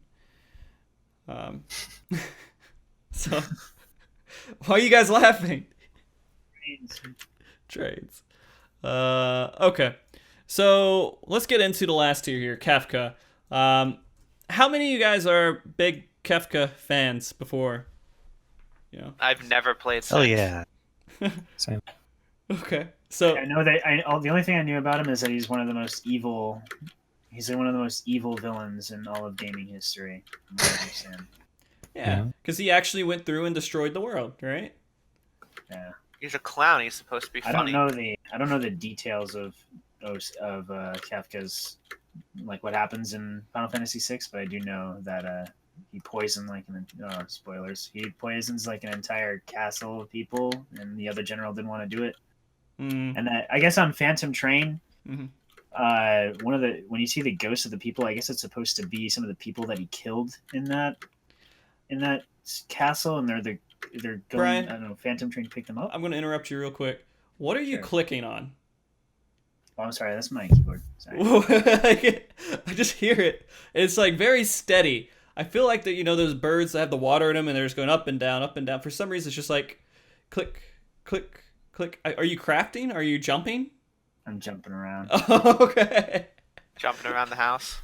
Sorry. No, it's fine. I was just like, what is that, man? Go on. Sorry. That was it. I was just talking about. I guess the ghosts are supposed to be the people from the castle that Kefka poisons and kills, and the Phantom Train is picking them up. Spoilers. I still have to play the game. Yeah, let him play the game, dude. Kefka was one of my favorite bosses as a kid out of like the video games because he was just so iconic because of the like his laugh and his mannerisms and the way he dressed, and he said this sort of weird, almost fearsome respect that the people around him in the game were giving him, and he just wouldn't go away. And it was just, and he actually like succeeded largely in a lot of his evil schemes, and it was just fun. It's a fun character, and it was really fun to see him brought back here, and they gave him the original laugh too. Instance, I was just. Did you guys feel like that laugh was out of place, or was it just exactly what needed to happen? Need to be there sometime. It's a good throwback for those of us that played the game. Yeah. I mean, it does sound a little weird, but then if you know it, then you're like, all right, this is good. This is what it should be. Fan service. Yeah, really. That's what it was. Yeah. So they kind of did the same thing in this fight where they brought on the multiple phases, where you killed Kefka, then he went into Ultra mode and everything else. When you first started doing this, in the first half of this fight, was there anything that was actually really challenging that you said, hey, this is going to hold us back if we don't figure it out? That entire fight was a fucking mindfuck, dude. Really? I honestly give NC props for false Thunder Boss Reel. Kefka. Yeah, that's God.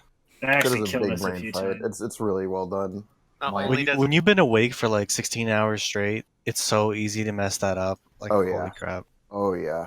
Hardest mechanic this year was a white hole V2. Oh, yeah. We'll get into that later. We're gonna get to that. But eventually. That's a good hour. What? The normal Kefka version was really, really cool. Like, really well made. Only sad part about it would be make it longer. Make more of it. Yeah, I really hope for next year, because it's going to be Sephiroth. We all know it's going to be Sephiroth. I hope it's not. I hope it's not. I hope they just say, I hope they derail it. And they're just like, yeah, you know what? Let's just do something random and different this time. We're not going to introduce Sephiroth yet. Dude, I hope it's Sephiroth. I don't want it to be Omega. Like, not Omega Prime, please. We've done that every single tier. We were thinking that it would be... We were thinking that it would be Alexander for this next upcoming Ultimate, and then we would get Sephiroth and the Savage, and then Omega in the very last Ultimate for the next expansion. I don't think it'll happen, but I kind of was pointing towards that.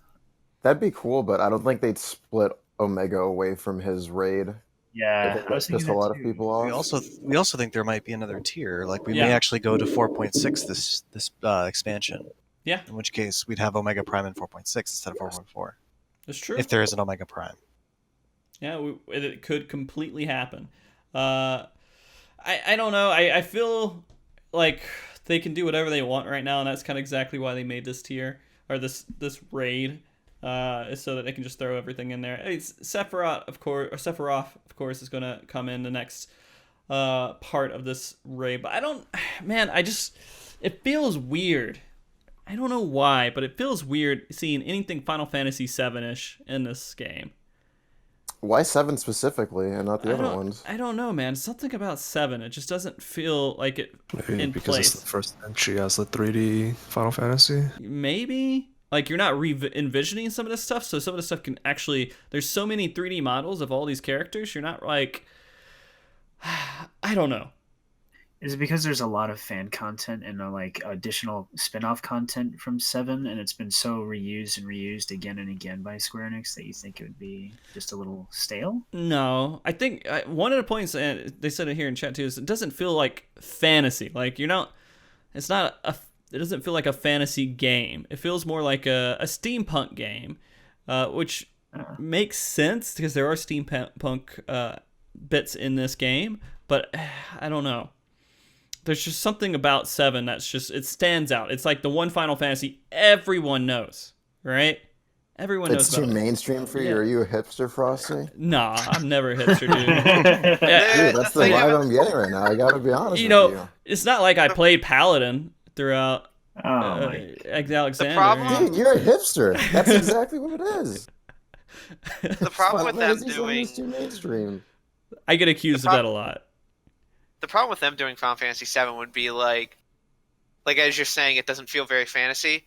So like, what bosses are they going to actually use? Okay, they use Sephiroth.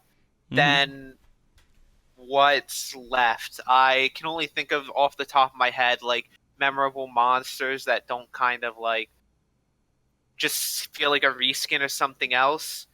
I guess we have like the that one wall or something that we fight at some point, different Genova forms, and I think there was like that monster that comes out of one of the safes. Like just anything that looks a little more grotesque or different from the rest of the Final Fantasy series could be considered, but otherwise, Seven's just. I mean, they could use the weapons, just but suck. I mean, the weapons.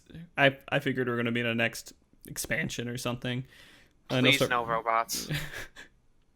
Yeah, I think a lot of the iconic points of Final Fantasy VII happen in the very beginning of the game, or anytime you're around Midgar. I think outside of that, there's really not a whole lot of like. They could bring in the Turks. Yeah. We don't need humanoid bosses either. Why? That'd be cool. They've never done that boring. Before. They would have such a small hitbox. They'd be the same size as you. You could never see what's going on the screen. They're always be bigger. You'll just make them big. It'd be aesthetically boring. Nah, dude. I think humanoid bosses would be really cool. That's actually what I wanted for this tier. Like, if they made, like, Xenos Galvis or whatever his name is, like, the fucking... Like, if they based the raid tier around him and, like, the Empire, that would have been really cool. Like, I want to fight humans in a raid. Maybe next expansion, dude. Maybe. It could be. Yeah. All right. Tie it into the story. We'll go back to 6. I feel like we've derailed a little bit here. Oh, yeah, we'll go back to 6 here, and we'll discuss it a little bit more. The first part, you guys thought... Of course, I mean, we felt like that with XF too, where it should have been a little bit longer, more of it. It could have been a more fleshed out fight. But then you hit that transition, right? And you guys said skip cutscene quite a few times. No. That was the second time we did that. It was the second lockout. Okay. Also, there was just like a general meme for me because, like, when you do like leveling and stuff, or when you do general dungeons, like you just want to skip it. Like everyone is so like everyone did so much practice on skipping cutscenes because it's just very crucial. Like when you do world proc, every second, every minute helps. Everything adds up together. And when you do that Sigmascape normal version or like normal mode, and then the instances, like you just want to skip everything. And the cutscene was very cool, but it also very much looked like a skippable cutscene. It's just like how it like floats. It looks like a skippable cutscene, literally. That's why I said like let's skip it. It's cinematic though, right? Yeah, I think Howard said it was cinematic, right? Well, I think what Howard said is that compared to Neo Exeth, it was definitely a step down. I think he said. Did you say that, Howard? Yeah, it's definitely not comparable to Neo Exeth. Neo Exeth's transition was phenomenal. It's not bad by any means. It's good, but Neo Exeth's transition was just ridiculous.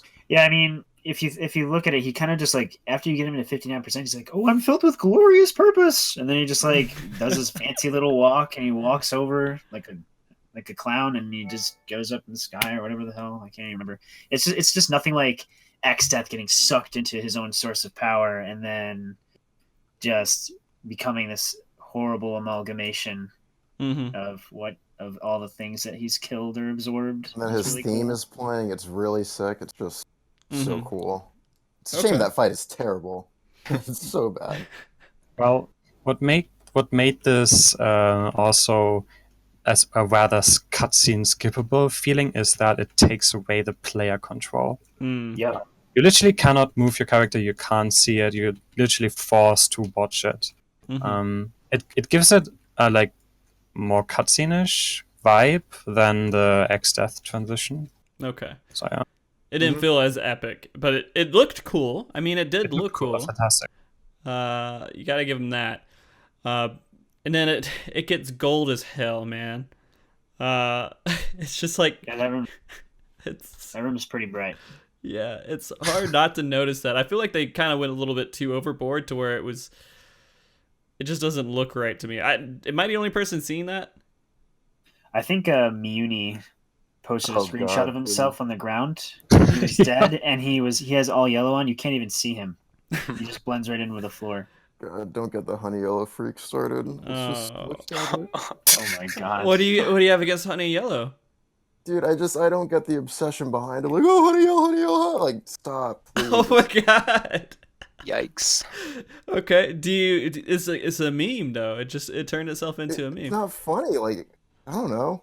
Am I grouchy? Like, yeah, a little bit. Yeah. It sounds a little grouchy. I got you, Zindolf. Don't worry. You are, Howard, because I have an obsession with Roland Berry Red. I'm sorry, I have to admit. I mean, at least that's different. Okay. I can respect that. You don't care about dye color? No, like I do. It's just the honey yellow craze specifically just triggers me because I don't get it. It's a raid meme. That's all it is, man. It's the group got together and then they made everybody wear honey yellow, I think, if I remember right. And then it became just a thing. It's not like the Knuckles meme. It's just like an inside joke. Worse, dude. That's so bad. Howard, I agree with you. I don't think that I'm despising you a little bit less from your trickery before. Despise. That's a strong word. Dude, he's really hurt. Wow. Man, I don't like being tricked, dude. I don't like being What tricked. do you do to him? I thought it was an obvious joke. I thought it was funny. It was pretty obvious. It was pretty obvious. But I was gonna give it the benefit of the doubt, just because I haven't talked to you a lot, Howard. So I didn't know to kind of like. You don't know my MO. I do this too, though. I make these jokes and I make them. They sound horrible. They sound completely obviously wrong. They sound stupid as hell. And so, but if someone on the outside might not realize that. So okay. I was on the outside, Howard. I get it. I get it, Frosty. But now I know exactly who you are. If you say anything to me, I assume that it's just going to be a joke. Okay, wonderful. Glad we're on the same page.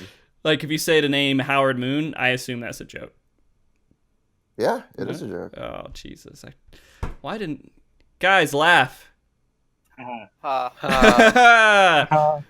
him. All right. So going back, Howard, you actually did a lot for this tier. I feel like you played a pretty good part. I mean, not to treat you like a punching bag. What do you guys think of Howard Moon? Just to put him on the spot. Oh my god. I don't like him. I've been raiding with Howard since Midas, and I've been trying to get rid of him ever since, but he keeps crawling his way back. What? Wow. He was the only one that didn't sound really, really sad and depressed, I think, last time too. And like you said, that was his role, to try to make everybody who was, depressed and miserable not depressed and miserable. Does he play that role at all? Yeah. Until he gets sleepy. I think. Okay, so we were raiding for at the point where we killed it. I think we were awake. At least some of us were awake for 18 hours. So everyone was really tired. Some of us were awake even longer. He was tired, but I think we were all like really on edge. So okay. There was a couple points in there where we laughed. I can't really remember where they were, and we lost the footage as well. But there was like a couple really funny points. I think in the clear video, you can hear me try to reconcile Howard, pat him on the back, let him know that I said something. I think Zeppy was standing really close to Sindolf during Neo, during a hyperdrive, and I got scared and I said, "Move away from Sindolf," and then Sindolf backed off. And Howard, I think maybe Howard thought it was at him, but. Mm-hmm. Yeah, I thought you were talking to me because I backflipped. No. If you watch the kill video, Zeppy was standing like right next to Sindolf when it was casting hyperdrive. So. Okay. All right. We'll of course. Go ahead. I'm sorry, go. No, I was going to say we'll take the spotlight off Howard now. I just wanted to give him a second because I've been giving him kind of shit this whole show. And I apologize, dude. I apologize, man. But going into this tier and not this tier, but this fight, going past that cutscene, do you feel like they did a good job where, everyone criticizes 04S as being just a repeat of itself? It has it's a half of a fight, then it just stacks on another half of it and it puts it together. Do you feel the same in this fight? Like there's a lot of stuff that repeated, or was it pretty interesting throughout the entire clear? It ends up repeating, at a certain point. It does try to, mix it up by having multiple trine mechanics, or in like within like the second version of it, there's 2 different ways to handle it: past end, future end, different tower phases in general. And like thinking back on it, when we were learning, it always felt pretty fresh throughout the whole fight. But I think once we start getting into farm on this content, that last like 50-40% of the fight is just going to feel pretty boring because it just repeats. But I feel like that's also one of the things like SE's trying to do as of late is make the last 20%ish kind of like a repeat. So that, because there might have been like I guess I want to call it like the creator effect. Yeah. Where they make this phase, they're proud of it, but now everyone skips it, so no one gets to see it to begin with. So I think they kind of want to like avoid wasting resources on that or something. Not sure what their thought process on it is. Yeah, I mean, it makes sense, because that was one of the most horrible decisions ever, is to have any way possible for the challenging part of the fight at the end of the fight to be completely skipped by just punching hard enough. At least that's my opinion. I didn't feel like the repeat was too pronounced in 08. I felt like the repeat was still very engaging and challenging. Even you had to still stay really focused. So I don't know. I liked the way that 08 repeated, and I felt like it was a lot more satisfying than the way that 04 repeated. Might have just been the nature of the mechanics, though, because 04's mechanics were just largely very dramatic single ones, but kind of like in slow motion, and 08's are very quick sometimes, quick reflexes. Okay. Yeah, there's a lot of nerve-wracking moments. Every time Heartless Archangel goes out, I'm always just like staring at my buff bar and just like ready to mash the healing buttons as soon as that debuff falls off. It's nerve-wracking. So what caused the most wipes? In 08? Yeah. I guess what took us the longest to work through was probably the white hole mechanic. I think that the most wipes has to go to the double drill, though. You think so? Probably, yeah. That was really bad on our part. It was. There were much better ways to handle that, which when next time we go in there, I'm going to go over that, how we're going to handle that differently to be way more consistent. It's just way too finicky at the moment.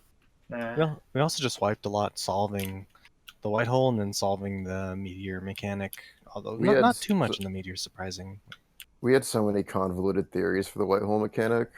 Like, we spent the first hour trying all sorts of wacky strats. Yeah, please no more white hole mechanics. It got a lot better as soon as... I don't remember when we first noticed that the debuffs were different timing out at different times. It was pretty quick, but that was the first clue. Like, when I first said something like, I think it's 4 and 4. 4 people get the short, 4 people get the long. It was just coincidence that 4 people were topped. There's also the clue that there is big explosion and just explosion, so I knew that there was a mechanic. Like, we thought for a second, like, maybe you just have to kite the tethers, but the fact that there are like 2 explosions means that one is the correct and one is the incorrect, because the incorrect also is like weight-wise. Yeah. That whole mechanic was like a weird progression of, we tried the towers, nothing, like, we had to figure out the towers first. When we finally figured those out, we had to figure out what to do with the heads. And I think we tried a whole bunch of things, from like trying when they spawned, people without the tether taking it, your own tether taking it, until like we finally noticed the debuff. And then from there it was just figuring out what is causing this difference in the debuff. Because once we realized you can heal the target back up, we knew that was how you had to handle the mechanic. Just what was causing the debuff. Essentially this fight is like, you get to that mechanic, like I'm obviously talking about like blind proc. You get to that part with the towers and the heads. It's going to take you quite a bit of time to figure it out, because there are like animation stuff you have to look out for, and like healing part you have to look out for, and then there's like the double drill that comes right after. So that's like what I meant earlier with cryptic mechanics. Like, you don't know what exactly they do, and you just have to try and figure it out by trial and error. So that takes a bit of time. And after that, the fight basically opens up and becomes a bit different. Like, it's not about trying to figure out how to do certain mechanics, like finding the one correct way to do it. Like, just basically opens up, and everything else is just like doing it in a correct execution. Okay. So, comparing this, do any of you guys think in any way, besides that one transition, that O4S had any quality over this fight? No. No? Not really, no. O4S was probably one of the worst bosses they've ever made. Yeah. Sorry to say, but That's pretty strong. I absolutely hate Deltascape. It's so dumb. Like, aesthetically, it's an awful play, and like the challenge is not very good. It's a boss that doesn't auto attack. He sits there, casts some spells at you, does Almagest, which is usually what's going to kill you, and that's it. I think the only interesting part of O4S is the aggro resets and how you can manipulate that and the different mechanics you can do with that. But I mean, there's some other stuff, but I think you're underestimating Grand Cross Omega on proc. I think that part was actually pretty cool. I agree. Especially because you didn't know where he's gonna spawn until you realize that he spawns in a fixed pattern. Yeah. So you don't know where he spawns, and you have to like dodge them. So it's a high consistency, like a lot of mechanics happening at the same time, and I think something you're underestimating from blind proc. Was quite fun. I don't know. I thought it was a pretty interesting fight. I mean, it wasn't like... I do have to say I hated the fact that once you get past Grand Cross Omega, it's done. Yeah. There's nothing else to the fight. And that was really disheartening because I feel like we only had half of a fight there. But other than that, I mean, like how it looked, what they did have in the fight, I did enjoy. It just, there was some things... This is, by the way, when I talk, I'm talking like a casual piece of shit. I'm not talking like a in-game raider, so I have this whole different perspective to it. I guess in-game raider, but I mean like world prog raider. But when you guys all went pretty hard at that fight, right? Yeah. No, I started playing again after that fight was already done. Like 2 or 3 months after. Yeah, I think it was just the Delete Monk people and Howard and I in different groups. Yeah, I was in like some mid-core group that couldn't get its shit together, and I was not a hardcore raider whatsoever. Tall wasn't even playing the game, so Tall and I were not in the picture. Okay. How does it feel to make that transition? Well, I always kind of wanted to do it, but I didn't know how.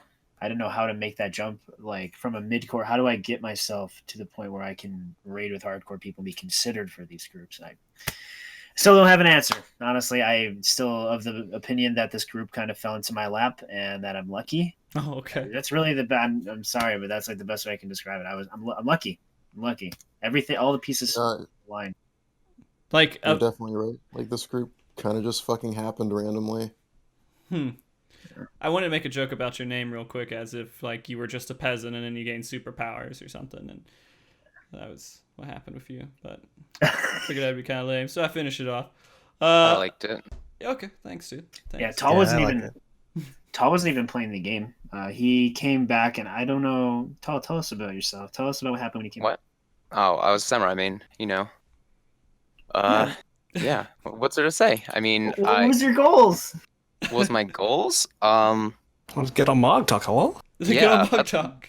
Yeah, so I quit before Creator because I knew Creator was going to be trash. And I came back after Delta because I actually want to play Red Mage, but it was really boring, so I ended up playing Samurai, which was also kind of boring, but it looked kind of neat. And I wanted to play DPS instead of tank or healer. And Kyrie messaged me to join with Brian and everything, and now I'm here, I guess. I mean, I played with Shin before Midas, so... You know, I think Shin's been on the most MogTalk so far. If I remember right. Because you used to be Isn't the Phantom? Astro, right? Oh, Phantom? I don't know. Phantom was on the Melee show. Yeah, he was on Melee. And, well, maybe Shin was on Astro show. And some... I don't know. Maybe you guys have been on the same amount. I was With mad two you didn't vets invite in me their to the Astro presence. show. I didn't. Sorry, dude, man. No, it's because I carried him. You asked him all of this stuff about doing Prague and Midas, and it was me. I was the reason he was so successful. Oh, okay. Shane, you're just gonna take that? He knows it's true, that's why. Shin's dead. Shin, is it Shin, true? you there?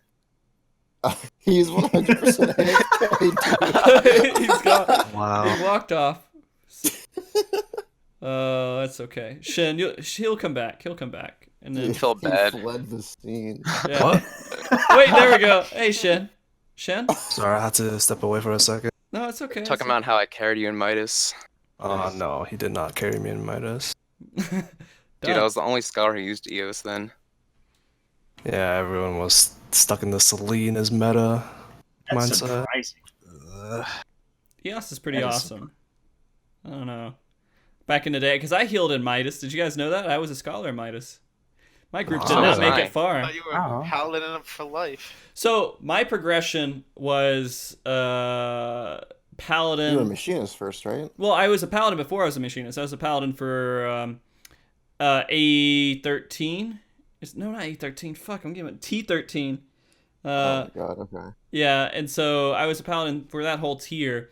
And then I went machinist because I told my team I don't want to tank anymore because I was tanking the last 2 tiers with him. I wanted to play DPS. So I did machinist a tier.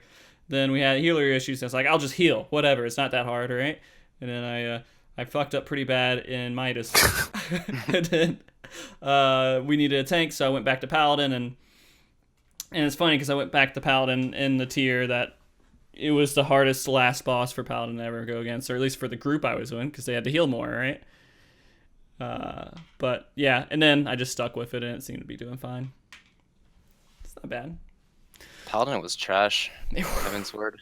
Yeah, It was. Like Dark Knight now. Why were you? Why were you playing paladin in creator? So I had a warrior. Okay, so there was a warrior, and he's been our warrior forever, and that's what he was going to tank as. And so I could play Dark Knight, but I didn't have a Dark Knight leveled up. I wasn't familiar with Dark Knight. I was intimidated by Dark Knight until I actually got it up, and I actually did a couple turns with Dark Knight and A12, and I was like, wow, this is dumb. They should have made this fight harder for Dark Knights. But at the end, it was just like people gave me so much shit, and I was like, you know what? Screw you guys. I'm just going to do it. What are you going to do? Give me shit for it? Well, I'll be fine. I don't care. So it was Frosty versus the world trying to prove a point. Yeah. Yo, I was a Paladin main. You're And proving a Gordy's- point the at the Paladin. expense of your group. Well, my group was okay with it. They were fine with it. They were like, yeah, Paladin's just fine. And Paladin did have one merit in A12S, by the way. It had Divine Veil. Hallowed Ground. Yeah. No, Hallowed Ground was really great for the beginning, too. But it had Divine Veil at the end of the fight. Although if you had a Dark Knight and really good DPS, you probably weren't getting to that phase anyways. But if you had Divine Veil for that part where you weren't able to target the boss, you could reduce the damage. We also ran a monk in our group. So, there you go. Damn, Frosty, You're just anti-meta, bro. Meta, dude. I guess that sounds cool, I right? thought you were gonna say something Good else. double white mage as well. Yeah, that's what I was going to say. We had, God, what did we have? I think we were at a balance between Scholar and Astro and Scholar and White Mage. We didn't have like a dedicated set. It's just whatever felt good and whatever they wanted to do when they were healing. I don't think we had anything else abnormal in that group. We didn't run a Machinist. I think we ran a Bard. And then we had a Black Mage. Black Mage was good, though. I mean, it wasn't Midas anyway. I don't know how it was in Creator. I can't remember. I mean, it was good in Creator until people realized that double range was meta. Yeah. And all casters were shit. Yeah. Saw the Double damage. range was so good. Yeah. That when we actually went into like A9S speedruns, we took in Howard, if I remember right, Howard's undergeared machinist that had like a 20-30 eye level less weapon. Our Bard had to change classes to something he hadn't played in a while. And we're still beating our previous DPS. It was A11, Sindal that we went into. No, we did this in 9 as well. Like, either way, like, our DPS was just higher with less gear, and it was like, this is so stupid. Mm-hmm. Like, this is so unbalanced. Yeah. And it's still unbalanced. Can you fucking believe it? I think I can. SC doesn't know what they're doing with balance. Oh, come on. They have an idea. They have a plan. No, they have no No, idea. they don't. Oh. I think I saw a delete monk clear of A8S where they had the speedrun comp and they had no business meeting that check and they just completely destroyed it because of their comp. Obviously, they're all very skilled players and that played a huge part into it, but their comp, I remember Howard mentioning it as they killed A8S. The minimum eye level? Yeah, it was their minimum eye level. Oh, yeah, okay. Yeah. We went in there with, I think Howard was on Black Mage first, and then at some point just swapped to Mechanism, like 2-shot it or something? I think it was 1 or 2-shot. 1 or 2 shot. It's hilarious. Yeah, if you watch the video, they just burn right through it. They don't even come close to the Enrage. It's crazy. Do you guys know that I am like probably the only recorded clear of going through A 12S, or no, it was A11S. The G100. We saw the second G100 and we kept going afterwards. Can you even clear? You can clear the fight like that? You can, dude. You just have to have dedication, man. I thought you'd actually hit Enrage then. No, it just keeps going. Huh. If you keep the towers alive, you keep going, dude. Oh, nice. Yeah. That's actually, in my opinion, very good design. If they allow you to keep going if you keep the towers up. Yeah. But I thought there was a GA 100 which just instantly killed the group. It did if it killed the towers. No, like there's like a really slow one at the end. I can't remember. Will kill all the towers and the party. I'm positive we saw that during Prague. I can't remember that at all. I just remember that we kept going for a while. Anyways, we're on a far tangent. Let's anything else on Kefka you guys want to mention before we get off of Kefka? It was fun. I mean the fight was definitely interesting. As of late, they've been doing this sort of like kind of trying to go for like a cinematic phases. Mm-hmm. You know, like there was Bahamut's ultimate trios, and now we have that Star Strife phase, like the second tower phase of Kefka, where the boss is actually targetable there, which is really good. I like the fact that it is targetable, but with the way we handled it, it wasn't anywhere close to the DPS. So they're just adding in these like somewhat convoluted phases that look convoluted, at least at the first time. Mm-hmm. But it requires all 8 people to live through, similar to Ultimate Bahamut's trio phases. And they did that as well in the regular, like the first half of Kefka, where Boris is completely untargetable, and now he has a bunch of mechanics. Yeah, the fact that he's targetable during that is really nice. I remember when we first saw that phase, I was like, holy crap, how the hell are we ever going to figure this out? That was like the first thing I figured. It was like, the second Forsaken, when he does the second Forsaken, we go into his like little Forsaken realm, and then we get the 2 praise, and then Kefka splits into 4 on the tanks and healers. When we first saw that, I was like, wow, this is a lot of stuff. Now you're saying this as someone who hasn't done 4 Savage yet, or well, 8 Savage yet. But I saw the cuts. I saw the whole video. I watched the whole clear on it. And I remember him splitting up there, so I'm pretty sure I remember exactly what you're talking. Well, the nice thing about it is when he splits into those 4 forms, he's still targetable. You can still hit him, and that's really important. I think that in terms of fight design, it's a lot more friendly to make the boss hittable or targetable during mechanics like that. Well, that's one of the things that they've been given the most shit about, is that players don't like not being able to target them. It's very nice in terms of speed killing, because you can do some autistic strats to basically have more uptime. So that's basically giving us the potential to have creative ways of creating uptime. So that's always a good thing. Right. That's something I really like about that fight in general, is that throughout seeing it, I really do feel as if like through some of the parts where you might lose uptime, especially in that phase, there are ways you can make the mechanic harder on yourself. But you're probably going to fail it a couple times until you really get this down the way you need to. Or you can handle the mechanic the easy way, but you're going to make the DPS check harder. And just having that option is really, really nice. I don't think we've had options like that for quite a while. Like the only one I can think of is like turn 9, and some people might not even really get that completely. Like the meteors, there were strats where you could stack up and just run in a direct line. And The Mario Kart? Well, like during Heaven's Fall, turn 9 Savage, there was meteors that come out. There were groups that sometimes just dropped it really close to the tower and everyone kept up time on Nail. And it really helped with the DPS check. Whereas one of the groups I ran with, we ran together as a group. But your melee are going to lose all this uptime because of that. But it was much easier to handle, and the healers usually could just get like through it much easier as well because there was less damage. But eventually you're going to start seeing that in Rage if you start losing all that uptime from all those members. Right. So it gives groups options. Yeah, it depends on the group, obviously. Depends on the strengths of the group, you know? If you have lower DPS in the group, you can maybe do some more mechanical finagling for some more uptime. Yeah. And vice versa. If you have high DPS group, you can afford to do the more conservative strats. Right. Yeah. I love having those options. Overall, I would like to answer that question that we didn't answer yet. I think this is also a very great fight to end this tier on. It was a lot of fun. Well, yeah. Okay. Most fun of this whole tier, so I think it was great to finish this tier on. Kefka, and did they live up to a Kefka fight? Yeah. Yeah? Yeah, it's definitely, like, from the laugh at the start, from his first phase, I think one of the most intense parts for me is when he's using a Heartless Archangel or Archangel. When you get dropped to 1 HP, there's like these heavenly voices that kind of take like this down tone. I don't know if anyone knows what I'm talking about. Sorry if it sounds weird. Yeah. But he's screeching sort of thing, you mean? Yes.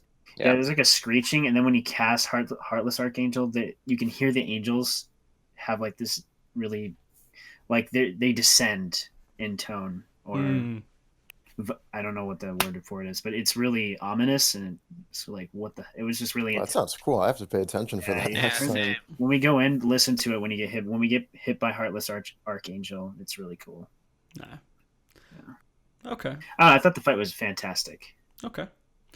Well, I'm glad that you guys had a good time with it. I think that you guys did a wonderful job in the race, especially, you know, being out there kind of a last-minute group. It sounds more last-minute than at least a lot of other groups that are out there. Definitely was. Zeppy joined like 2 weeks before the fucking tier came out. There you go. Yeah. As long as you went through the boot camp, it's fine. He ran us through the boot camp. It was his boot camp. He came in and was like, I'm going to carry you nerds through this content, whether you like it or not. Nice. Came over, just took over everything, right? Yeah. The General Zeppy. Okay. Yeah, General Zeppy. I like that. All right. So some other questions, kind of, you know, to talk about the race in general. Is there, when we talk about a world race, it seems like it's been evolving. It keeps evolving every single time we do this. It's been growing. There is, you know, community has their own reaction towards it. Square Enix is getting a little bit more involved, everything else. Is there anything about just the race in general, not talking about like the content, but how people treat like the world race that you would like to change? Is there anything different you'd like to see? No, not really. Okay. Unless I'm not really thinking about it. Harder fights. In-game alerts for like people getting world first or second would be kind of cool, but I think it's just extra. Oh yeah, that would be sick. But besides that, like, nah. I mean, that's potential to be abused too. Like, say some cheaters go and kill it as fast as possible by teleporting through the ceiling, and then suddenly everyone gets that global announcement. It can be really confusing and disorienting. Well, they would have to make it moderated. Yeah, moderate. Yeah. Then it would be cool. Yeah. I think so for sure. I mean, they definitely probably went back and looked at the details of those fights and those clears before they announced it on Twitter, and they slowly went through every single language. I think NA was the last one to release it, but you know, they made that announcement probably right after they clarified, hey, these guys actually earned these kills. There's also one thing to mention. The French Twitter actually mentioned two like almost full French groups from Entropy clearing 08S in the top 10, and I think that's actually a really fucking great way from the Final Fantasy Twitter to do this. Yeah, that's that was pretty interesting to see because people give French groups a lot of shit, like constantly. Do you guys see that too, or am I just imagining that? No, I see this a lot because I'm an EU player as well. So yeah. No, the reason why I really like this is because they basically know that group is almost full French, or like 2 groups are full French almost. Mm-hmm. So it shows that they actually pay attention to like who's in the group and what they play there as. Yeah. So I think that's really nice. Yeah. Okay. So past that, another just question I have for you guys. Doing the Ultimate tier and kind of going through all that content, do you feel like if Ultimate didn't exist, this would have been a harder tier? It should have been, for sure. Yes. Yeah, Ultimate, there's a lot that Ultimate brought back that we completely forgot about, I think, individually as players and like raid-wide mechanics that you have to practice. Yes, now if you went back into Ultimate, you would not be learning anything for the first time. Like, all those mechanics have been solved, the fight's been cleared. But if you go back, one thing you can take away from it is there's a lot of individual mechanics and things that you can learn, and you can gain those skills, like doing dive bombs properly, like protean spread properly, getting through. Like, Exaflare is a big movement check and understanding how to dodge not projectiles, but how to dodge floor AoEs. I mean, there's a lot. Exaflare made trying trivial. Yeah, 100%. Really, 100%. Actually, kind of definitely helped. It's a little concerning in the long run, right? Because the burden of knowledge for knowing all these different mechanics from all these different raids is continuously getting larger and larger. So successful raiders, if you really want to put yourself in the best position, you need to be experienced in, 3 dozen fights, knowing them in and out, to be able to reference those mechanics on the fly in Prague. Like, especially being able to call Ultimate. out double drill. Being able to call out double drill and knowing what that means is so valuable in 08. And yet, somebody coming in with no experience from Midas would struggle to understand what that mechanic is exactly doing. But double drill, just instantly, we all know exactly what to do. Yeah, I mean... So, Blighted Bouquet as well. Pelican Rot. Dynamo. Pelican Rot. Yep. Very iconic to Final Fantasy 14 is Dynamo callouts or Chariot callouts. Yep. There's Dynamo, and there's definitely a Chariot on 7. I think one of the big points in 07S for us was we saw a floor mechanic that had a huge scanner on it, and I don't think any of us really knew what the hell was going on, but we all died immediately. And Keo immediately said, "Oh, that's probably like Blighted Bouquet." We got there again, we just stood there and nothing happened, and we're like, holy shit. I'm so glad that we knew what Blighted Bouquet was and had experience with it. If we didn't have experience, we could have been stuck there for hours, like not knowing what that mechanic was. If you didn't have that past experience because that mechanic shows up a lot though, right? A10 it did too. There was the same idea, the extreme caution. But if you didn't have that experience, and Layla there forever. Layla was saying it's been like that since the beginning, and that's true, but it's growing, like you said, Keo. Like, it's the knowledge that you need to know. There's more and more fights that you just need to know these mechanics, because they do create new mechanics, right? Every once in a while they throw out new stuff, and so you just have to keep adding to that knowledge base, and just having experience with that and being able to just have Twitch reactions is kind of important when you go into Prague. And being able to call that stuff out and just be able to react to it easily because you've seen it before. Yeah. Pretty much. That's what I meant earlier with spotting mechanics on the fly. It's like you basically need to have the base knowledge of this game, like all the mechanics prior to it, and then it becomes a lot easier. Yeah. It's like you're going through a list of things mechanics could potentially be, and then you just say, okay, like we have to do it like this. Yeah. In response to what Klops was saying, I was just saying that the list keeps getting longer. Yeah. And it makes it more and more daunting to the newer raider who's only been here for maybe a tier or maybe none at all to get up to speed. You just got a lot more homework to do. Yeah. That's all. All right. So the other thing about this is, with Ultimate being implemented now, is the difficulty for this tier where it should be, or should it have been a more difficult tier? I think that this tier, its difficulty is fine, given the gear we have now and the players that are like trying to do World Prague. And this is probably not going to hold true for everybody, because there are groups that have, like, I would say 6 good players, 1 or 2 weak links, and then around week 3 they'll start leveling out and they'll start getting their clears in. But I really do think that some of these fights are going to just be way too easy when we have gear, and we're just going to end right back where we started during Deltascape, where everyone just starts getting bored because you're overgeared, and now Kefka is getting absolutely destroyed. And people are going to say it's a horrible fight because it's so easy and everything else. Yeah, and I feel like there has to be something to give it longevity, but maybe they don't care about that. Yoshi P has said before, if you get bored, go play something else. And that's important. I mean, that's perfectly fine, yeah. Yeah. I mean, I could not play the same game constantly. I've done it. I've played Final Fantasy a lot and kind of negated a lot of other games and everything else, but I feel like that just ruins you. I mean, if you had to read, I mean, speedrunners do it all the time, right? They go through the exact same game constantly over and over and over again just to go faster and faster. But it feels good to beat something. Like, a lot of people who do the race, they tell me they do the race so they can do something else afterwards. So, like, very quickly afterwards. So I don't know. I feel like that's important too, is that we don't want to make it every single fight as difficult as Ultimate. Yeah. From my perspective, I think this raid here is actually really, like, it's exactly on the spot where it should be difficulty-wise, because I think for the more casual players that approach this tier very easily, and just here and there, like a couple hours every week, I think this is pretty good, because you will gradually work your way up with the gear, and you have something to do, and it's a lot of fun.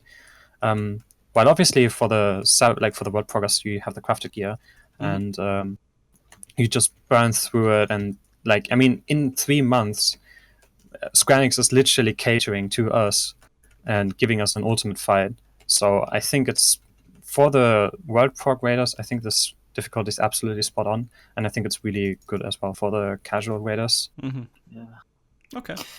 Yeah, I think if this fight was like a week-long thing where it was really difficult and there were a lot of, just walls because of all the mechanics that are thrown at you in different phases, like if we had trios from Bahamut again, I think it would be awful for the people who have work obligations or any kind of outside of their room obligations because of how long that would take. You'd be taking a week off for this, then you have to take 2 weeks off for Ultimate, then you have to go back and take another week off for the next year. It's just it's a lot of time off, and that's for a game. That's not even for anything going on in your life. I think that's a lot to ask, and so I'm kind of glad that it's only like a day or two long.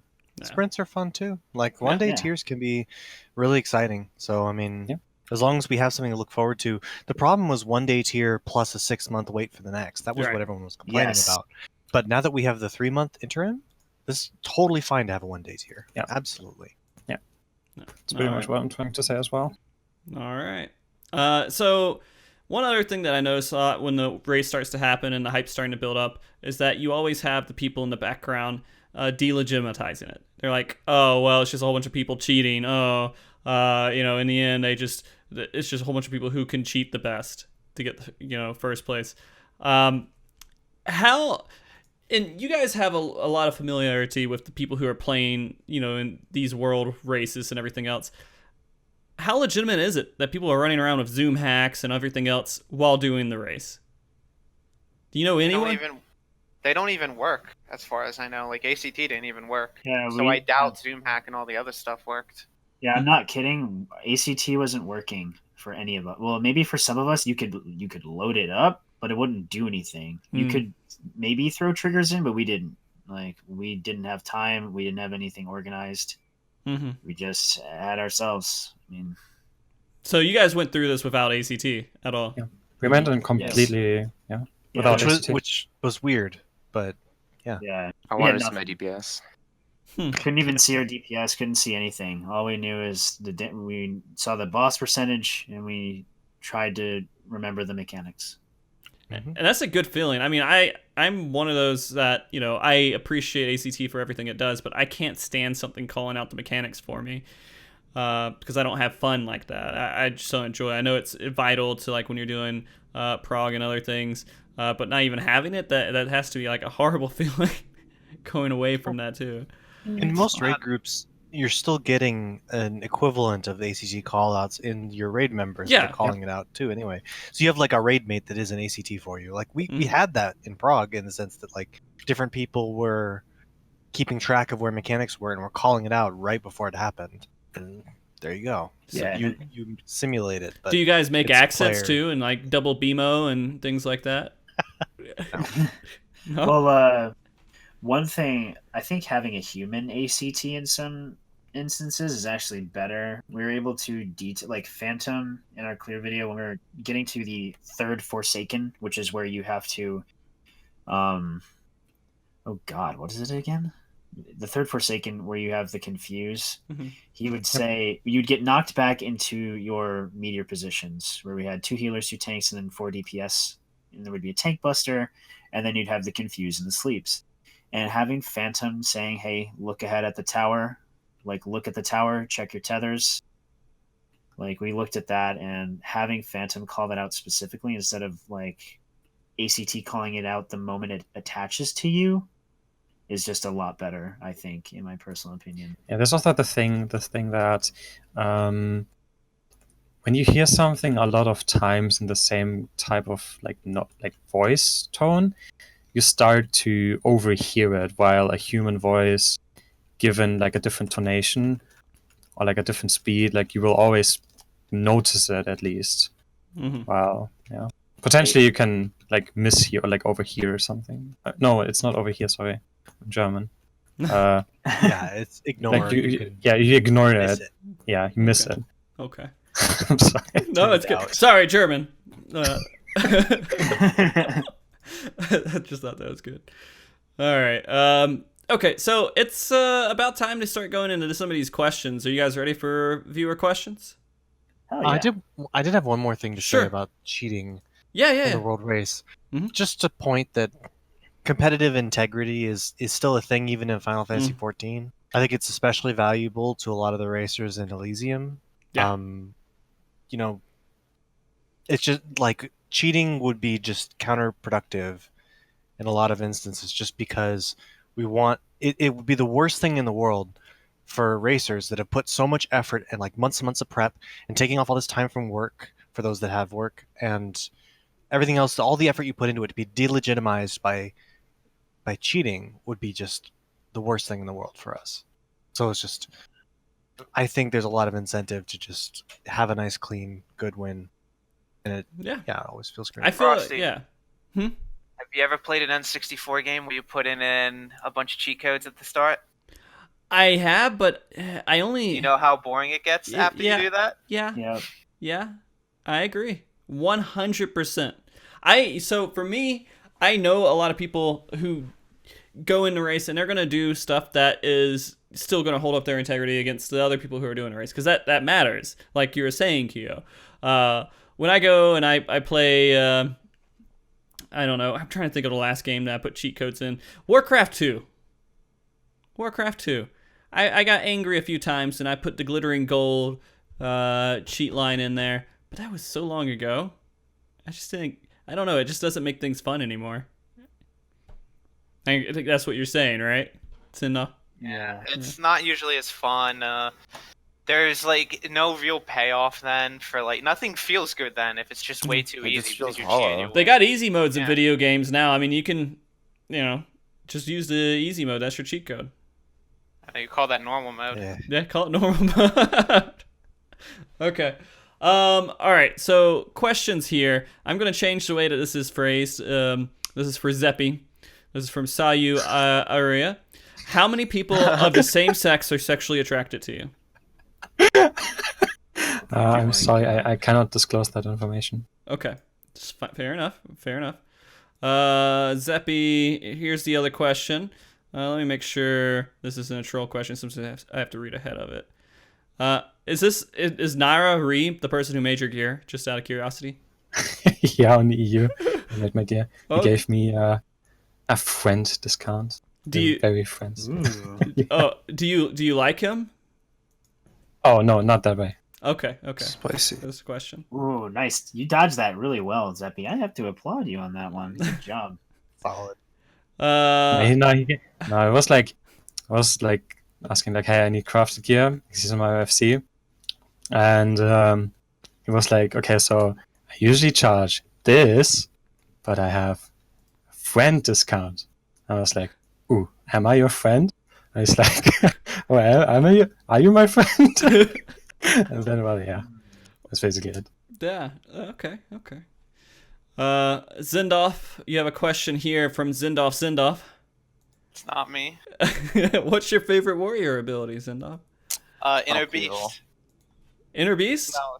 Yes. Inner Beast is the unappreciated warrior ability that everybody gives you shit for using. But because Inner Beast exists, it allows you to adapt to pretty much any awful situation that may be coming up. Your tank's dead, you don't have a cooldown, you Inner Beast. You need to heal, you Inner Beast. You need mitigation, you Inner Beast. Yeah, Inner Beast. Yeah, you I just, love you the just accent pop that you have in there too, you man. Pop 5 of them in a row if you have IR. Yeah. And this is on top of Defiance being an off GCD ability, which is beyond broken. Oh man. Like, this just all goes into why I think Warrior is really, really good. Sorry, I'm just reading this next question. You know what? Howard, are you looking at this sheet? No, I'm not. Should I be? You don't Let's have see. to. You don't have to. You can ask Zeppy, Don't you dare skip that question. Zeppy, Yeah, are you yeah. looking at? Will you? Yeah. Can you read this question for me? Which one? The one that's in purple. Oh, okay. How do you feel to the foolish resistance force? How do you feel about the fact that the dark side will win the wheel progression race in 4.3? Who put that question in? It says it. Yeah, I did. Or someone who typed Aya's name in did. I don't Nah, think that's something I would say. Yeah, that's something I would say. Totally. Saying the foolish resistance is totally Aya. Like, Oh, really? 100%. Yeah. It's like, it's only something I would say. Okay. Oh, it was him. Okay, he's admitting to it. It was I. All right, I had another question for Phantom. This is saying, today was the first time I saw you stream on Twitch, and you did not interact with me in Twitch chat. How will you improve your streaming career from this low point? Yo, I was watching that stream too, and Phantom was just A call out. Dude, Phantom was just plugging away, man. I was watching too. What was he playing? No, he was He just doing. He was farming Byakko. Oh. Sorry, I was too ashamed of my elusive. I don't even what? Oh boy. Oh, this is really bad. But I'm gonna say it anyways. All right, Curious Citizen. Sorry, I thought Kitten for some reason. To the entire team of Wheelchair, is the name Wheelchair Emoji because your team dynamic is Keo pushing 7 wheelchairs across the finish line? I mean, going off of that, we actually have 3 9-mans in this group. Okay. Yeah. If anything, Keo, me, and Zep have all had to do that in the past. And at some point, I did have this like grandeur, like idea in my head that we just need to fill this group up with 9th men who just could not get a group for one reason or another, and then just show the world what they could do when like unchained. So how about this next time?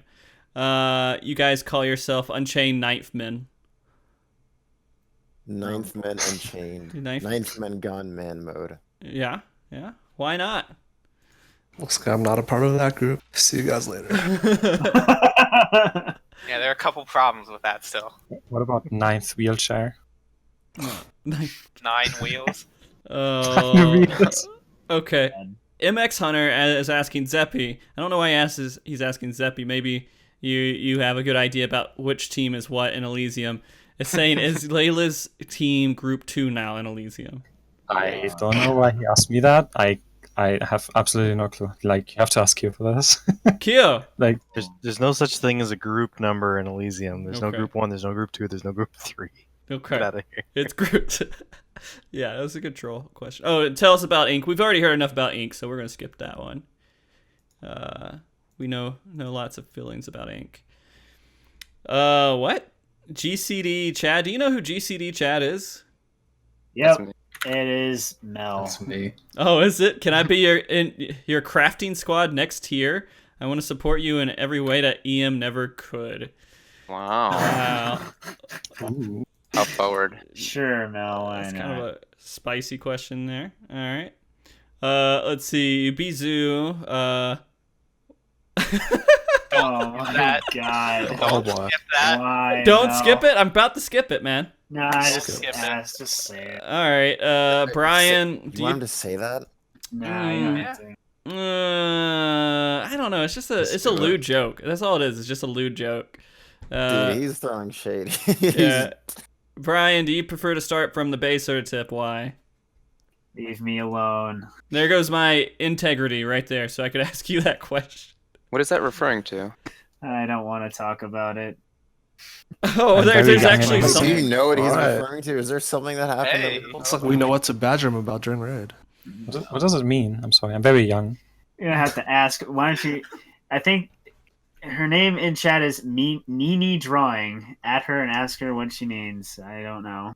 Okay. This is from Zindolf to everyone, apparently. Oh, she's gone. Zindolf, you were asking everyone, was everyone in your group afraid of clowns as a child? Oh, Sindal's asking us that. Yeah. Yeah, where are you? We were fighting Kefka. Enough, you're dumb. I kind of was as a kid. Kind of. Not really though. Like kind of was. Like the concept of creepy clowns was in my childhood, but all the real clowns I ran into were all really amazing, and I wasn't scared of them. So Pennywise. I had. Was that one of them that you were scared of? Wait, what? Pennywise? You know from It? Oh, I've heard of that one. I never watched. You the haven't movie. watched? You don't know anything about Pennywise? Kio's about 45, so he's Jeez. pretty old. Yeah. All right. Actually, I'm actually over 50. Oh, okay. Very old man. Nah. Yeah, We have he a was lot really of- old when it came out, so it was like It was, way it was- past the time. I gotcha. Didn't appeal to his age generation. Okay, this is from Yoda. He's asking towards Zeppi, but I assume this is a question everyone can answer. Thoughts on Square Enix throwing trio type mechanics into these fights? I really, really like these types of mechanics because they kind of take, like, normally you do chain pull, chain pull, chain pull, chain pull, and then when you get to a trio type mechanic, you kind of slow it down and you look at the shadow play, and then you basically try to figure out the chain of events and then try to do it correctly. So I think I would like to encourage Square Enix to keep throwing in trio mechanics because it's a lot of fun, and I think these are usually the parts of a fight where people enjoy themselves the most doing them correctly. Okay. All right. Goka is asking Super Peasant, how many times did you tell the group easy pattern, guys? I think lot. I think we all, it wasn't just me, but it was like a lot of people. Easy 1-3. It's mostly you. Marissa, the counter is still going up. Oh my god. I hate you guys. Big damage right now. Big damage. Come on, big damage. Big damage, come on. Calm down, everybody. Big Getting damage. bullied, Frosty. Get this Please motherfucker outta here. moderate this better. Hey guys, leave him alone. Leave him alone, dudes. Oh, you actually defended me. There you go, dude. I wasn't Yeah, You haven't can done anything bad Can we yet. just focus on the questions and we execute these questions perfectly? Yeah, focus on us. What are you doing? Oh my god. It's never ending. Alter Rando, he was asking a question. Was there a mechanic like Heaven's Fall that gave Howard or the rest of the team trouble? Yikes! That's some shade. Dude, he's coming up my neck. No, you prick. There were no mechanics that held me or the team up this year. What were you gonna say, Phantom? I said yes, there were. Which Anytime one? he wasn't supposed to stack, It and he had to get his involved, melee combo. it involved a purple tether. Oh. What happened? I don't know. Uh-oh. Yeah, I You know don't- what happened. Oh. Wait, what? Skulls. Uh-oh. Oh, Oh, the skulls. Yeah, watching the replay, it looks like we had a little bit of trouble with skull directions. I mean, we figured it out, but there was definitely some weird stuff going on. We'll probably figure it out. Okay. Ultimate Despair has a question for the healers, Kyo and Shen. can you explain how you guys work together and what you did together as a team, or what you did to get together as a team while progging? Actually, I skipped the question. All right. Can you explain how you guys work together and what you did together as a team to make prog better? There we go. I think we leaned a whole lot back on our experience healing together in Ultimate, because we didn't actually need to communicate a whole lot. I made a whole separate link shell for us to be able to we only communicate said like healing. 2 sentences in that. Yeah, it was mostly you. That just wrote a few things about, it was timings of Indom and Swiftcast heal during the first tower set in 08. But a lot of that's just, we have styles that are very compatible of healing. Shin generally plays pretty aggro with his damage, and I'm a little more on the conservative side, but it adds together to be pretty good overall combined healer DPS and pretty good safety and mechanics as well. And that's about it, really. Yeah, I have to Saying say, I'm a greedy piece of crap. Sounds familiar. Not at all. and I think Go ahead. I think being healed by them, I can say, at least having played the game constantly for about a year straight, out of all the healing duos that I've been healed by, I think they complement each other really well. I think that Shin's aggressiveness and his damage is actually a huge benefit to our team, because he can offset a lot of the lack of synergy. They don't have to talk about a lot. A lot of that is figured out just by their play style. They don't have to talk about, oh, I'm doing this here, you do that there, like at every single segment of the fight. Like that would be incredibly frustrating to have to do that throughout the entire fight. Yeah. That's one thing that I really want to highlight about like Shin and Kyo healing together. Like the fact that they don't have to talk a lot about healing is just absolutely amazing to consider as a raider. Like they don't have to communicate and they just work. It's like clockwork, and it's just really fantastic to look at. So props to that. All right, that's interesting. I've never actually heard that. Like, you're like, well, our healers don't communicate, so they do really well. It's a good kind of don't communicate. Like they don't communicate because the problems that would be solved by communicating are already solved. They figured it out already. All right, so just you guys are talking through whatever you call it. ESP. Yeah. They talk. I think through we just their feel GCDs. we feel our way around our cooldowns, and we will speak up if there's something. If we don't have anything, like if I don't have anything for this person, but it doesn't take very many pulls to figure out when we do and don't have things available, and just I don't know. Okay. Feel it out. All right. So next question here is for Zeppy. This is from Snowlinks. How could you make me do literally everything while progging Ultimate? Oh, no, I have to explain that one. Yeah. Man, the meme. It's actually a bit spicy, I guess, but it's just from a clip. Answering, how could I? I'm just a filthy casual. I'm a bad raider. Yeah, I think so too. Yeah. Okay. Thanks, Zeppy. Howard Saxon for Keo. That's not Howard Saxon. That is Harold Saxon. Oh, sorry. Harold. Howard. See? Harold. Yeah. See? You know what's ironic about that? Oh, Is yeah. Actually happened. fucking Keo called me Harold. It was in the middle of. What was in the middle of? We were doing 06S, and you called me fucking Harold for some mechanic or something. Because you were on your alt, and I didn't see the name, and it's Quimby the Dongo. Yeah, it was great. His alt name is like Wimbo or Wimbo or something. The question was here from Harold Saxon.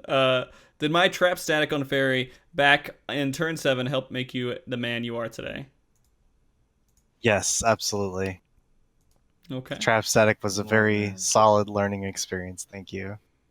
I look back fondly. SCOB was like the best raiding time outside of the more recent stuff. Glory days of raiding. Oh my fucking god.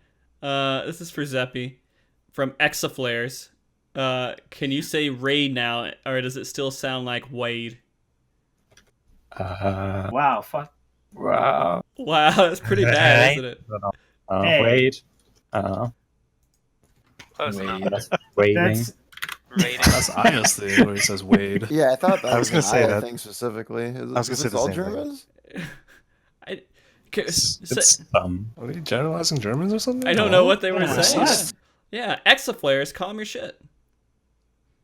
yeah, Exaflares, what the fuck, man? Jesus. Asshole.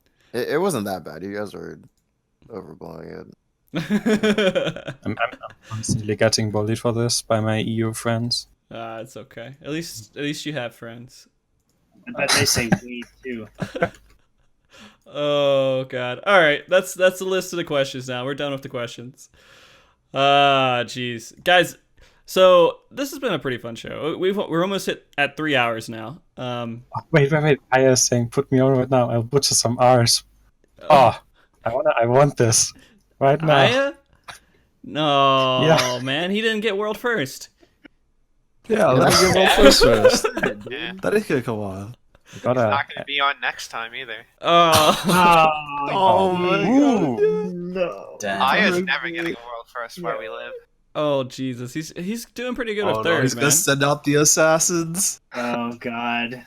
Send off, I have Yo, things I that- am fucking dead. I am going in my hermit cave right now. Goodbye. Although some of us have pets, you know how Ingrid gets down. Oh Don't- Jesus don't say Christ. them, please. Oh man. You know what? We are. Before we finalize and go through closing stuff, I got another question for you. Is there anything you'd like to say towards Angered or entropy? God damn it, Entropy? I can't say Entropy. entropy. Yeah, if they need somebody who knows how to speak English to handle their Twitter account, just message me. I'll take care of all of that for you. Oh Jesus! Yikes. Damn. Mega yikes. That is some. That's not an insult. I'm being honest, all right? That's some That's stuff, really man. honest travesty. It is. I personally wanted to say thank you. I think that because of you guys existing, I think that hardcore rating is being taken a little bit more seriously and it's a little bit more competitive. And the strategies used to speed clear these things day one is, to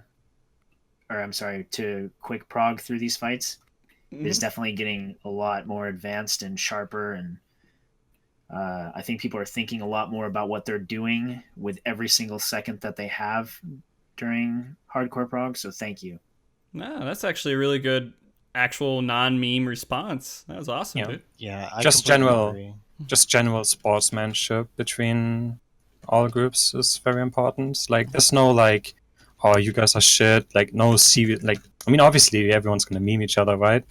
Mhm. It's just a part of it. But Yeah, there's no actual animosity. yeah, exactly. There's no actual hatred between people. Like, it's Mhm. no like, ooh, these guys, like, I really hate them or something. It's nothing like that, and Right. probably will never be because everyone has mutual respect for each other. Yeah. Hell, a lot of us have raided together in Yeah. recent history. Raided with Aya and with Fox. I mean, So the only like world raid drama was between EU itself back in the day with Solitude and Anger, right? And that was like the only like Got people standing on lawns or something like that. that was the Oh, joke. that Yeah. was Very good. Yeah. Oh, we should have made all. I think the JPs did that too to some. I think this is really a tangent. Sorry, but there's like this this really famous streamer in JP that did a duty and she got like bullied or something Mm-hmm.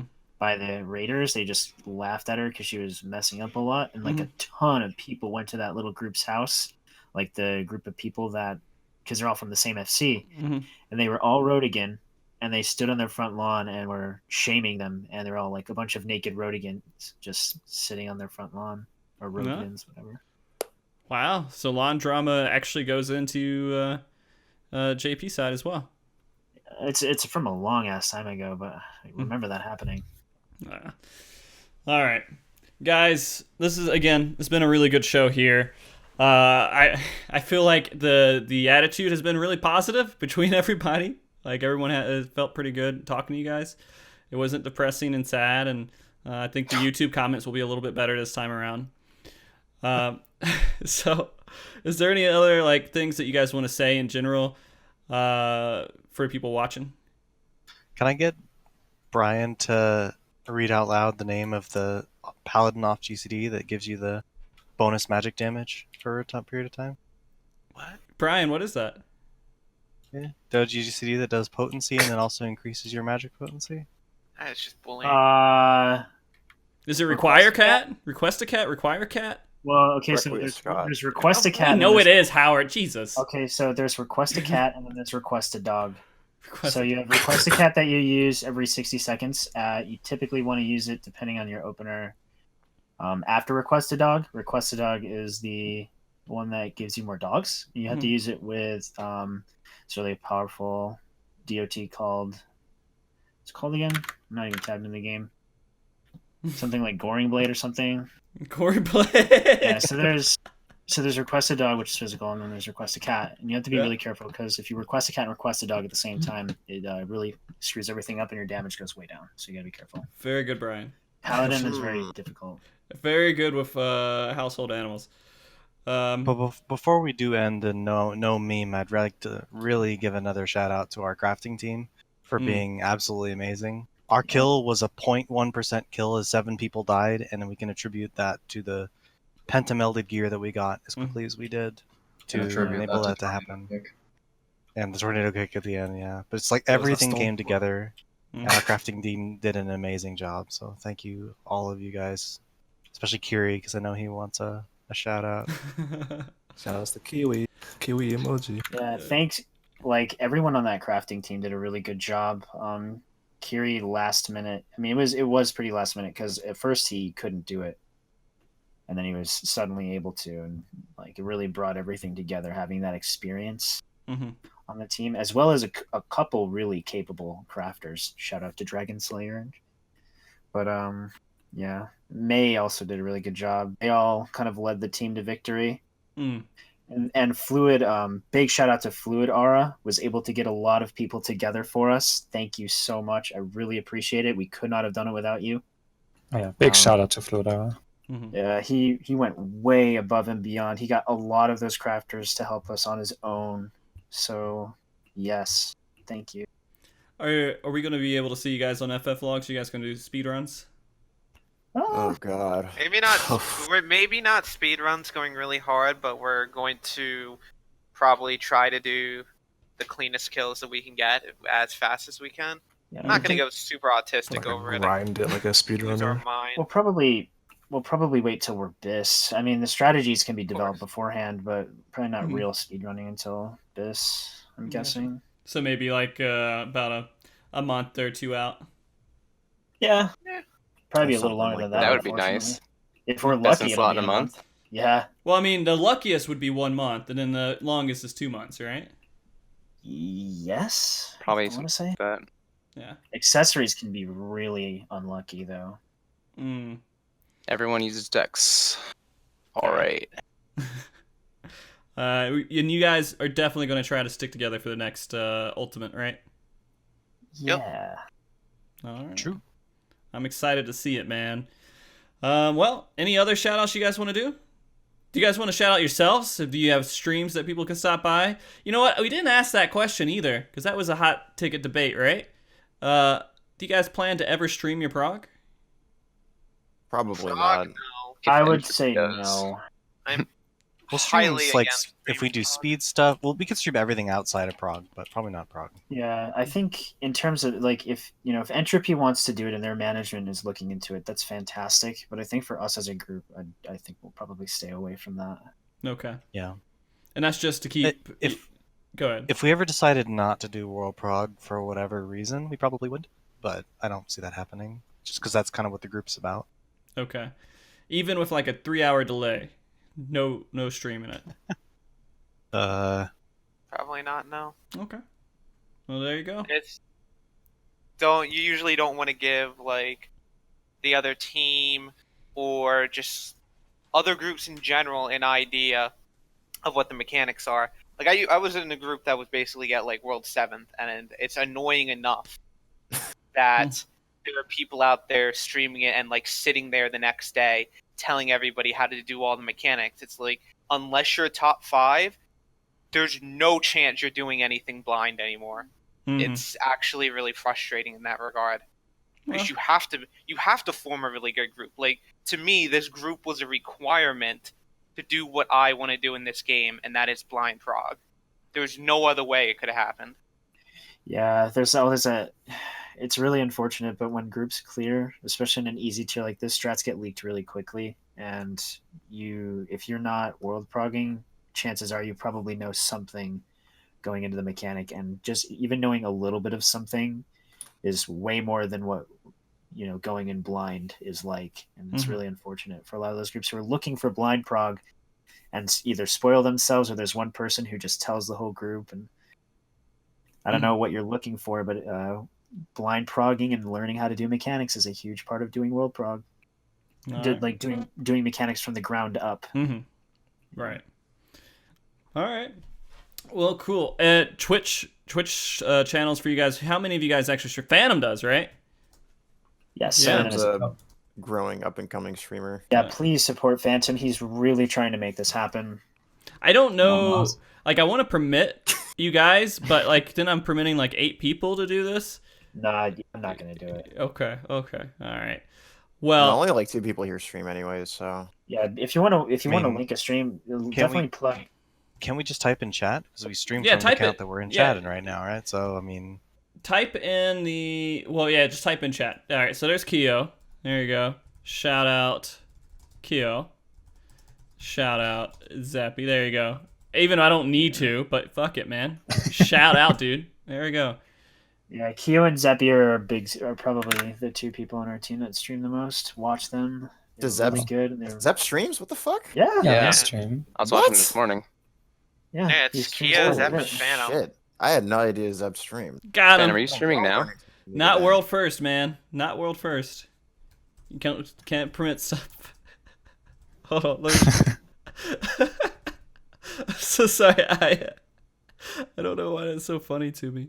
Phantom FF14. There you go. All right, guys. Last words. Last chance to say anything else before we end the show. Shout out to my Cerberus friends and my FC. Were you the secret person who went out to explore Cerberus? Huh? In the dialogue at the beginning of the show. Rogue agent. Come on, man. What a way to end it. What a way to end it, man. Jeez. Oh, God. Oh, man. How do we undo this? Somebody fix it, quick. Let's wipe and reset real quick. Yeah, let's just wipe this up. Reset. All right, hold on. Let me restart the stream. Guys, thank you for coming on. You guys have been awesome. I'm really happy that you guys won, and it's good to see NA back on the board. I'm excited to see what happens in the next Ultimate, because that's that's a marathon instead of the sprint here. I want to see what comes out of that. I don't know, man. This looks like super promising for World Prog in the future, and I hope you guys keep at it. Yeah, thanks. It was fun. Shout out to our crafting team. Woo! The crafting team again. Yeah, but Frosty, one last thing before we go. Yeah. There was that thing I DM'd you about, right? God damn it! Actually, slide it into the DMs. All right, hold on. I'm gonna do it. Can you actually do that? Yeah, I can do it. No, this better be funny. If it's not funny, it's not going to be funny. It's gonna be but dumb. It's been bugging me for years, and I have to know. All right, hold on. Let me set up studio mode, and I'll get it on the screen. And it's just an image. Go ahead and kind of explain real quick why I'm putting this image up here. Okay. So, whenever it's actually up, there is a NPC chat box at the top, and it's covering my debuffs, and that triggers me. Also, it stops me from seeing what debuffs I actually have, and no, I'm not moving my debuff bar. How do I move that NPC text box? If anybody knows, you'll get 20 million gil from me. 20 million? If you're on Gilgamesh, you'll get 20 million gil. So if you can tell me how to do that, all right, here we go. I will be forever grateful. And if there is no way, and Square Enix is watching, fix this. Let me move this. Are we talking about the virus running virus combat program. Yes, Yeah. that part, and how it's covering searing wind. Yeah. Well, I mean, you could move your debuff bar. That's one. That is not happening. Stop being bad. Okay. So we want a way to be able to change that. All right. Good. Yes. I promise. I said I would. That's all I had to say. Thank you very much. You're welcome. I'm glad Klopp said that. Oh, this is... It destroyed Sindolf. Oh, Jesus. All right, guys. Thank you for being on the show. Next week, guys, we are going to be switching back to gear for a PvP show. And we're going to do that. And then I'm not sure about the week after that. We do have a few other things planned. We have some interviews MogTalk exclusive interview stuff that we're going to be doing. Hopefully, we'll have that within the next couple weeks after the live letter. We'll see how that works out. You guys know live letter is coming, right? Yeah, it's like February next 10th. Friday, right? Yeah. February 10th, I believe. Yep. Oh, neat. Yeah, and so he's going to do a Q&A, I believe, of all the questions people have for 4.2. So you guys should look forward to that. And until next time, guys, please remember to be good. And you guys, you're all going to say bye when I say bye. You guys ready to say bye? Bye. All right. Hey, wait, not yet. I'm not done. Not done. Okay. All right. Thank you guys for watching. You guys are absolutely amazing. Special shout out to Karar for being my support in the background. Thank you very much to Andre Kane for the music that I use in the background. Thank you very much for Blizzana for the artwork that we have on the show, for the frames and everything else.